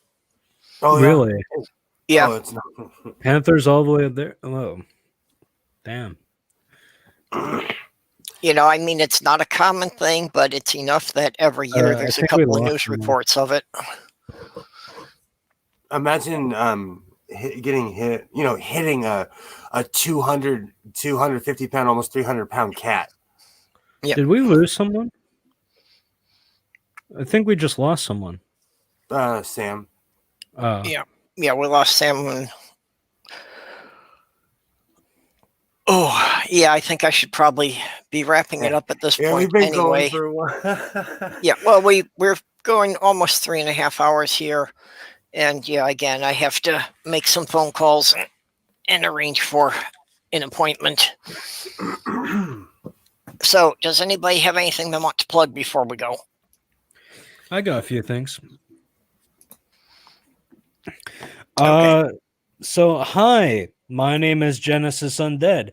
You can catch me on my own channel. I'm probably going to be doing a hotel lobby after this, if any of the panelists here want to continue talking about random shit. You can catch me at the Genesis Undead channel. You can also catch me on Nat 1 Heroes. It's a Dungeons and Dragons group where we are currently working on our first campaign. The session 0 is out on YouTube, so you can go take a look at that. Or in the next coming few weeks, we will have actual episodes. We already have 3 episodes recorded. They're going to be coming out every Sunday, so you're always going to have content. And give us a follow. There's Mikey Famine on the show. There's me. There's Aisala, and it's being DM'd by Jonathan Dishonest Ape. So if you like any of those people, if you like me, if you like Dungeons and Dragons, come check it out. Thank you so much. And that's all I got. Okay, Will. I am Godless Sewing, Vladimir the Inhaler. So tomorrow we have the What the Fuck stream show. We're doing it 7 o'clock West Coast time, 10 o'clock East Coast time. We'll be talking about the state of welfare and whose right it is to take care of whom and how much welfare. What is welfare basically? I'm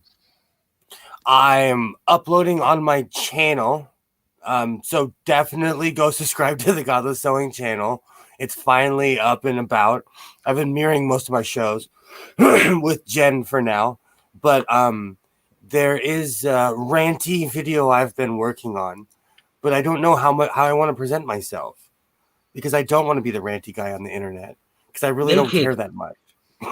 Naked. I'm not too far away from that, so I am taking suggestions. Thank you, Dave. Thank you. You don't really care that much, so the apathetic atheist? Yeah. No, and also I want to incorporate all the stuff I've been making too. So it's a whole layout and things I've been working on. So once I figure out the editing and ooh, how you doing, Ox? Thank you. I'm gonna take all these suggestions and do all of it. It just will end up with me reading a biology book with my shirt off, probably. But so I'm sure Jen every Thursday, and eventually, Sam Chaos, Maddie, and myself will be doing a podcast. It's gonna be called Pub Religion. So I'll leave it there. Okay, Dave. I have a load of things going on, but the only thing that's actually got a date is next Critical Questions is on Tuesday. Okay, at what time? 9:30 UK, 4:30 Eastern. Yep. Okay, Sam, you got anything coming up? In the next few days, I'm putting out a video about pronouns. And then, like Will said, in hopefully the next few weeks, but we'll see, we've got Pub Religion coming out. And you mentioned Maddie, who is over at Science Side Up, if people particularly want to go and have a nosy. Okay, and Jenny Morgan, are you still with us? Where will you be appearing? Jenny Morgan is the official co-host. Yeah, she doesn't put anything out on her channel herself, but she generally appears on a half dozen different channels every week. She'll be on Movie Night on Friday. She'll be on Purple on Friday. She'll be on Critical Questions on Tuesday. She'll be on Purple on Monday. And because of Jenny, I watch Movie Night now. Oh, she'll be on Jen. She'll be on with you on Saturday night. When's What the Fuck, Jen? When's What the Fuck? Thursdays. Yeah. Thursday. So Thursday night. Thursday night. Ox, you can't see it, but I'm turning red, so thank you. Thank you. That's Jen. Okay, and I will be doing my midnight show. Excuse me, which means I'll be back here in about 20 hours. And I will probably be on with Jen and Will on Thursday, and probably on with the Shills Friday night at 7. Oh, and Absolutely. Something that I have been negligent of the last couple of times is thanking my Patreon subscribers, which Junie the Apostate and Ox have started sending me money on Patreon in the last month, as well as Robert X and Mikey Famine, the Lavender Lady. So basically, yeah, the StreamYards is being paid for, and I'm winding up with a little extra money beyond that. So still working on building the computer. We're getting all that together. Awesome. So with that, then, I thank you everybody for coming. Thank you everyone in the side chat. The side chat really was keeping things very lively here today. Sloth Girl, absolutely hilarious. Yeah, Sloth Girl is constantly providing the memes for me doing the streams and her list of bar jokes today. Love them. So with that, we thank you all, and we will catch you later. Bye-bye. Bye.